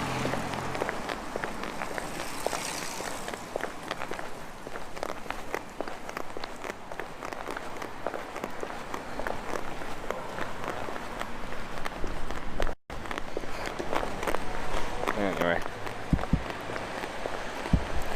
A commissioned mural. Yes. Yes. Just gonna go for a paint. Yeah, it's a $237,000 commission by the city.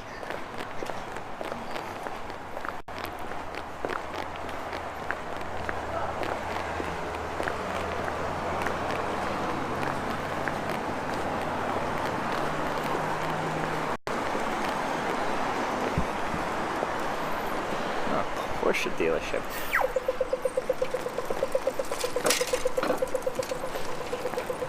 Like, how does that work? Like,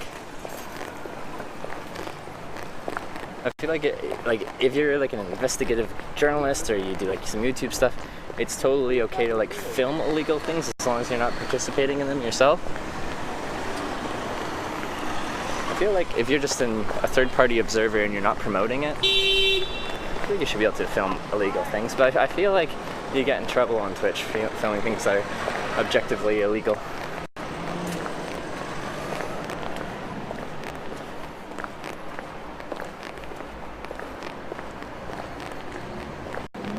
You know?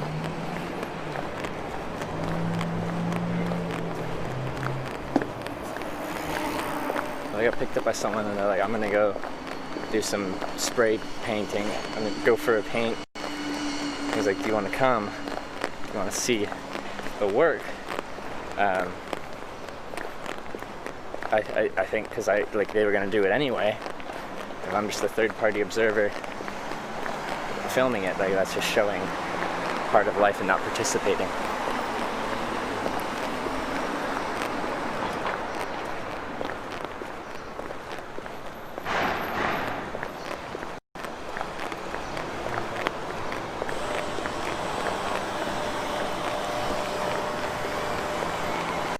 Go for a paint, you can self-paint get high? You think so?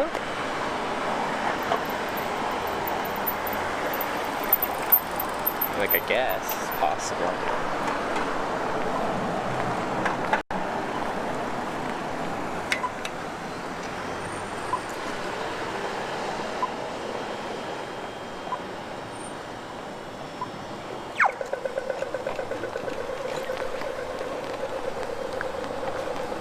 Wow, look, it's like an animated dude. That's excellent. Yeah, I'm all zoomed in.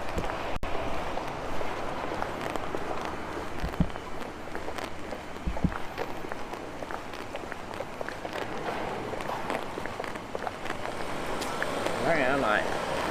It smells funny out here.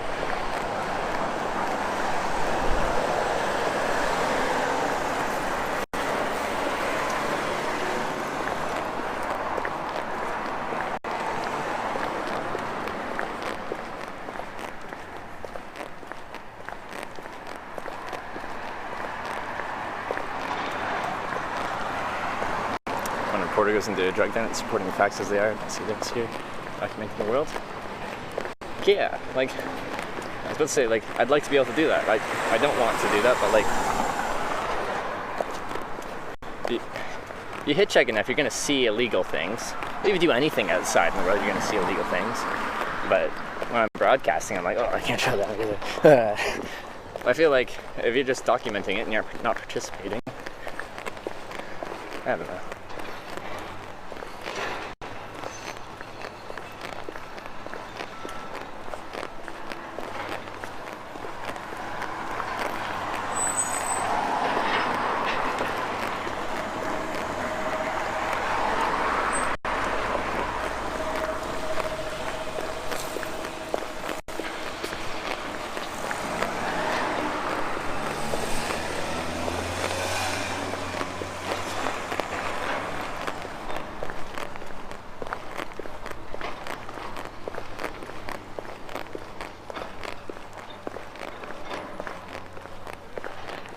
Showing paint cans isn't? No, I know that him showing paint cans isn't. But like, I was saying, if someone who picked me up was like, I'm gonna go for a paint, and they go somewhere to like go spray paint something, and I didn't contribute to their decision to go doing something illegal, I was just there as a third-party observer, what they would be doing if they were painting like, you know, like a public sign or a public building or something like that, would objectively be illegal and vandalism.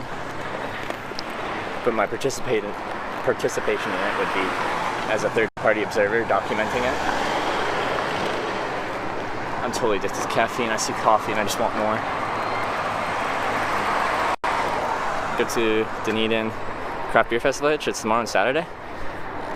Well, I'll probably make it. Maybe won't make it there for tomorrow, but might make it there for Saturday.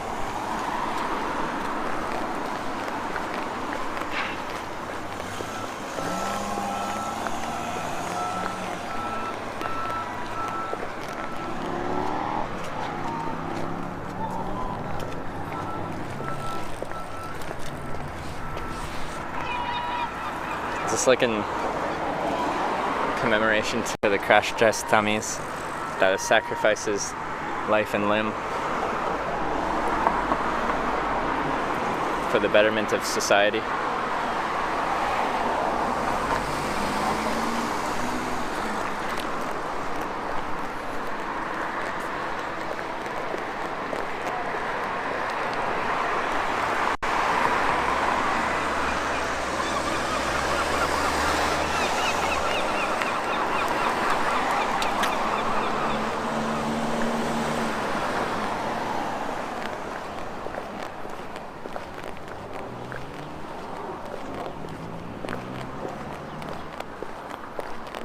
responsible for stopping a crime, but instead failing to report one.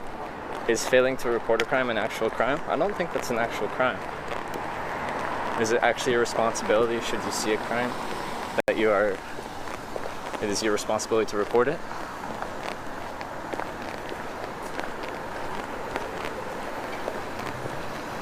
Heading out of the city, I'm heading to a different part of the city. Christchurch is a very spread out city.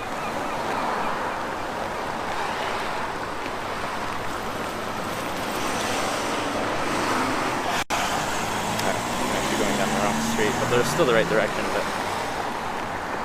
not the most efficient way. That's right.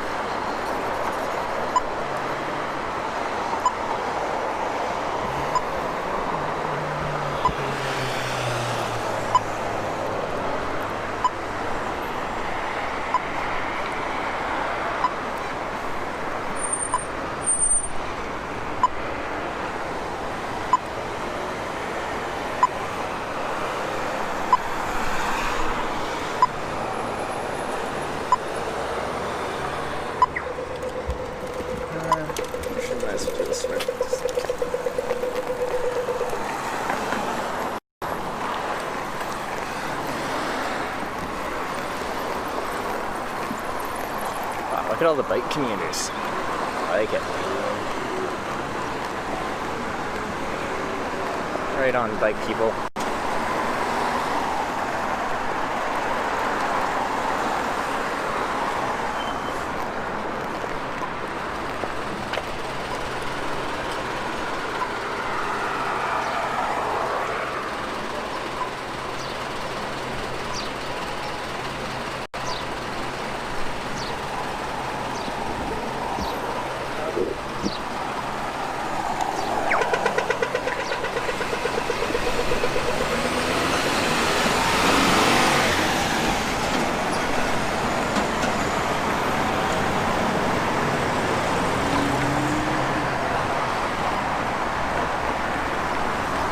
Boss coffee. Number one canned coffee in Japan. Yeah, I agree with that. I kind of wanted my nostalgia. Should we do it? My Japan trip nostalgia? Probably like $4 though. Or it'd be like 100 yen in Japan. Tempted.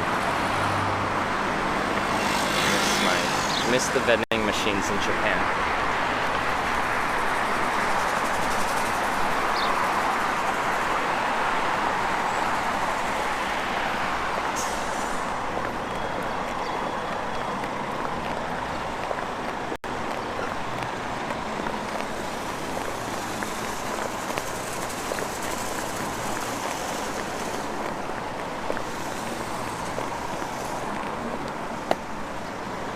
Something local instead? Well, I've been mostly doing that.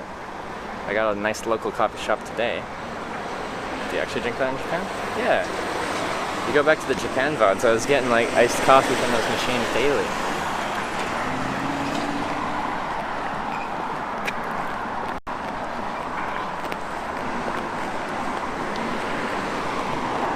Looking for a hotel? I got a place to stay. Just gotta walk out there. Bit of a walk.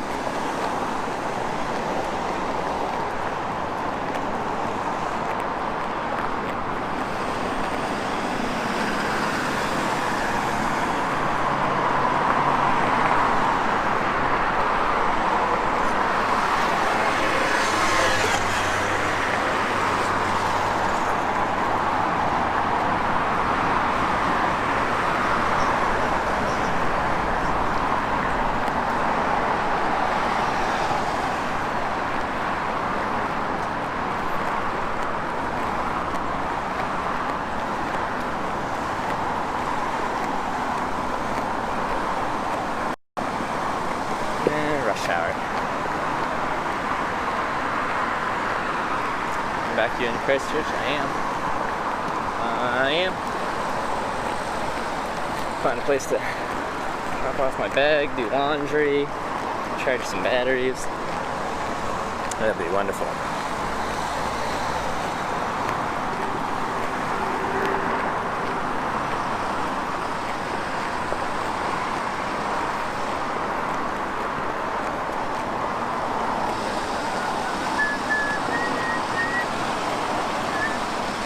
Walking around, not getting a place to stay, is to recharge my batteries, wash my clothes, as I was just saying.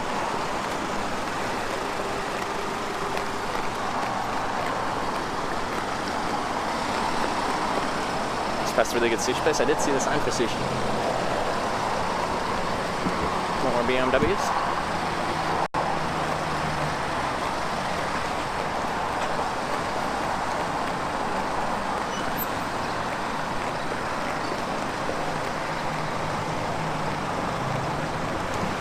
Place really good. Oh.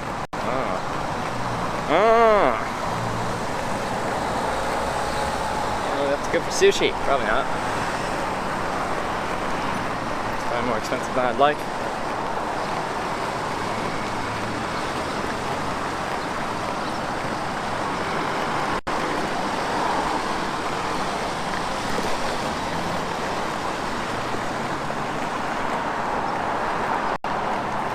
Sun's pretty penetrating here. Luciano's coffee up ahead if you want good coffee. Oh, okay. Good coffee. We have pretty low standards for coffee. I have low standards for most things.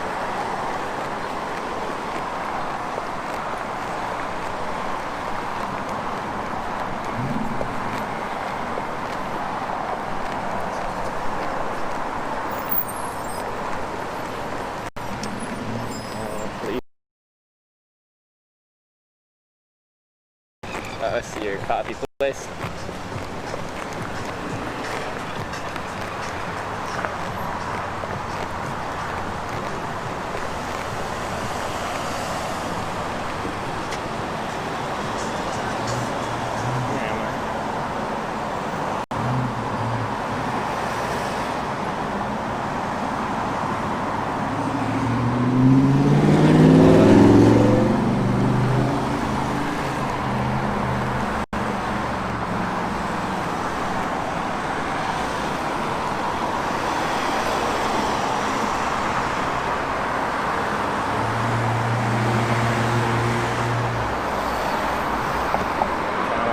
Are they even open?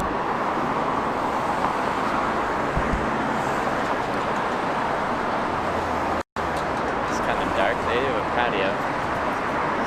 Very busy.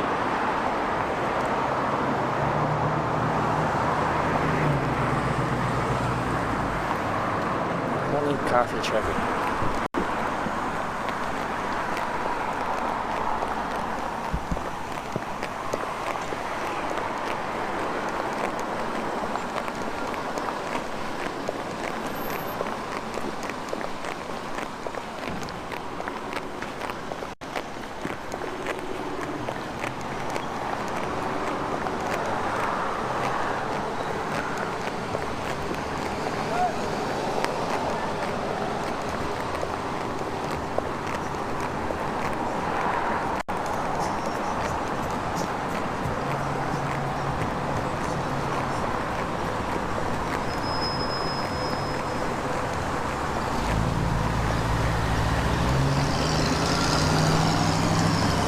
No cruising zone, 10 p.m. to 5 a.m. No cruising, guys.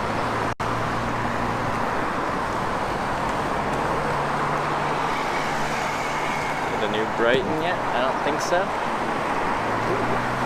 Grab your free Sunnies when you buy any 2 drinks. Any 2 for $7.50. That's a good deal. Those cheap Sunnies, but I bet I couldn't even find a pair of cheap sunglasses for $7.50 New Zealand.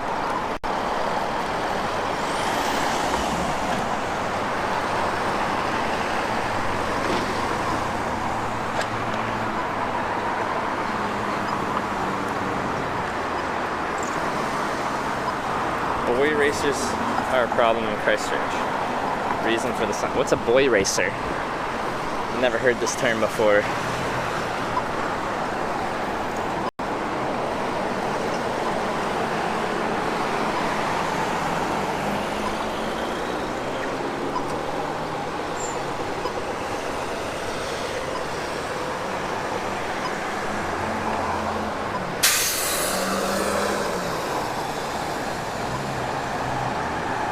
Do local drag, like drag queens.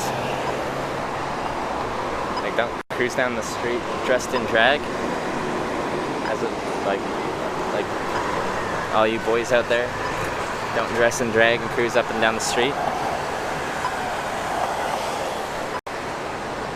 that what we mean?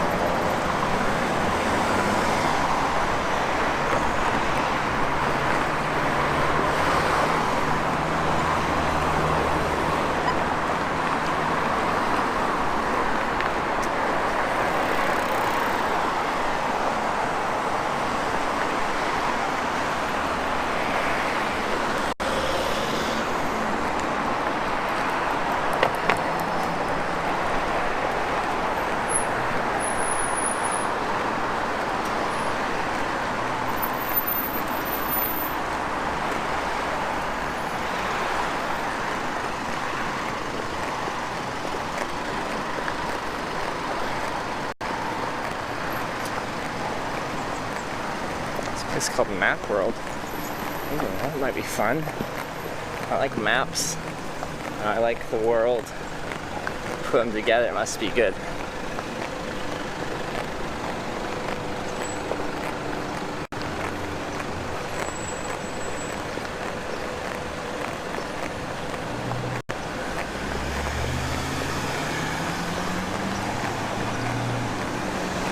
Oh yeah, industry. Hazchem, chlorine. Some good stuff.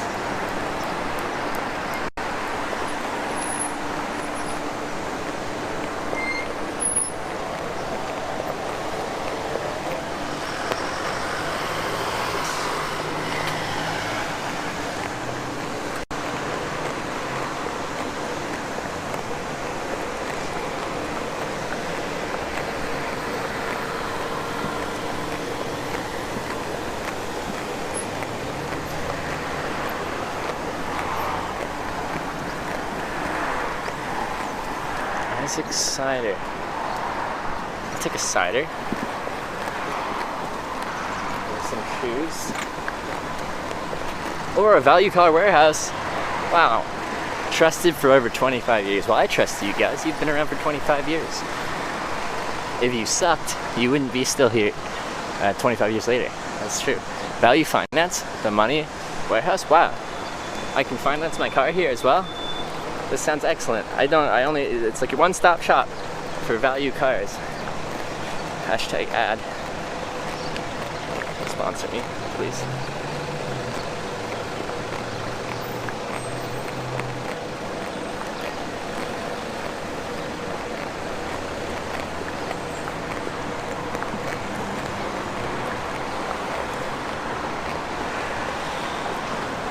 Boys, according to Google, are pretty much people who drive souped up. Rides that are allowed, like Need for Speed, Fast and Furious. Okay. Okay. There you go.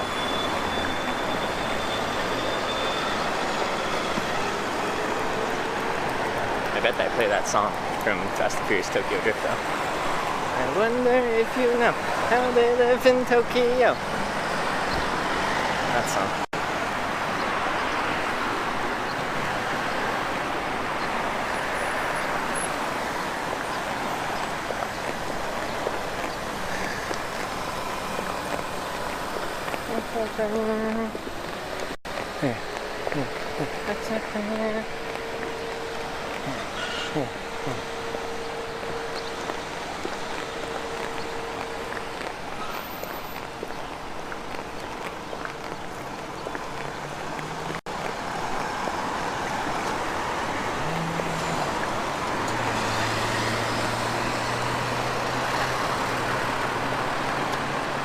Looks like there's like quite a bit of stuff down the street actually.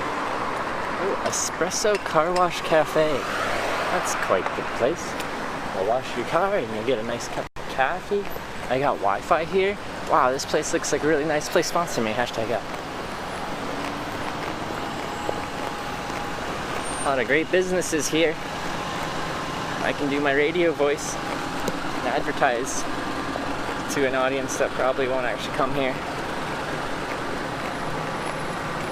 ETA to hitching location. I'm not hitching anymore today. I'm getting a place to stay. I'm gonna use this blanket, have a sleep, and do some laundry.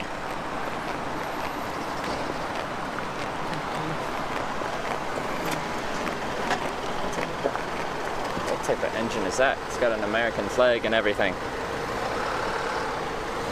Doesn't actually look particularly big, it's just the pipes coming out of it look fun.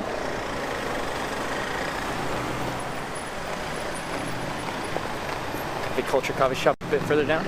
Is that a good spot too?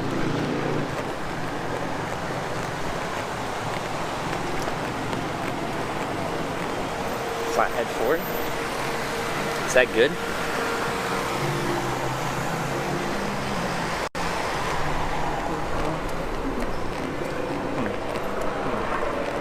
Seems early in the day to do so. Well, it's 5:30. We'll lose the sun in 2.5 hours, maybe closer to 3. But I've got a lot to do. Oh, laundry just takes a while. For trains. Looking for trains.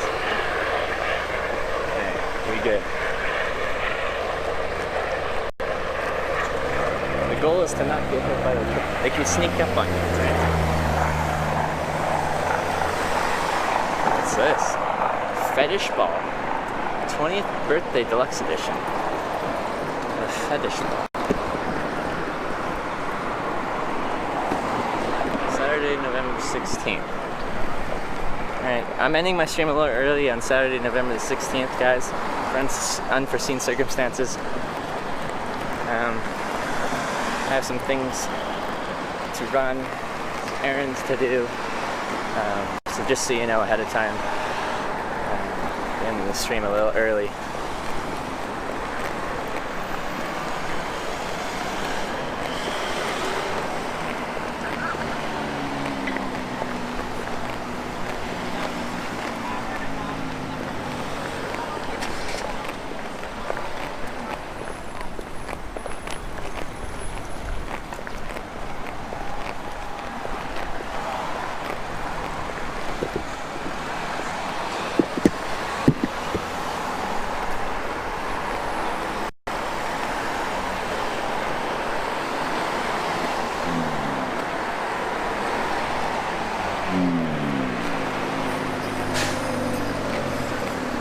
Check the website.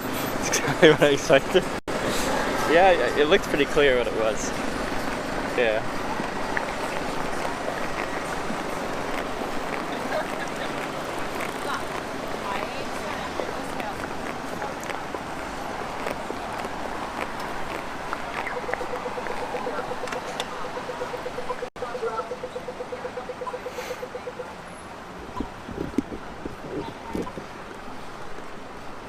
Burger King. Breakfast at 7 a.m. Entry this way. What's Burger King's slogan? No. What is it? What's Burger King's slogan? I don't even know it. That's how much I go to Burger King.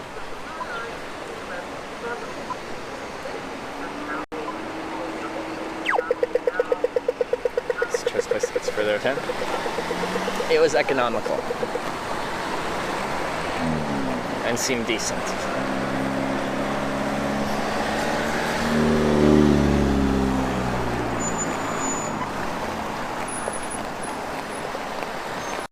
But Christchurch is quite spread out, so I'm definitely outside of center, but if you actually look at a map of Christchurch, it's like spreads out quite far.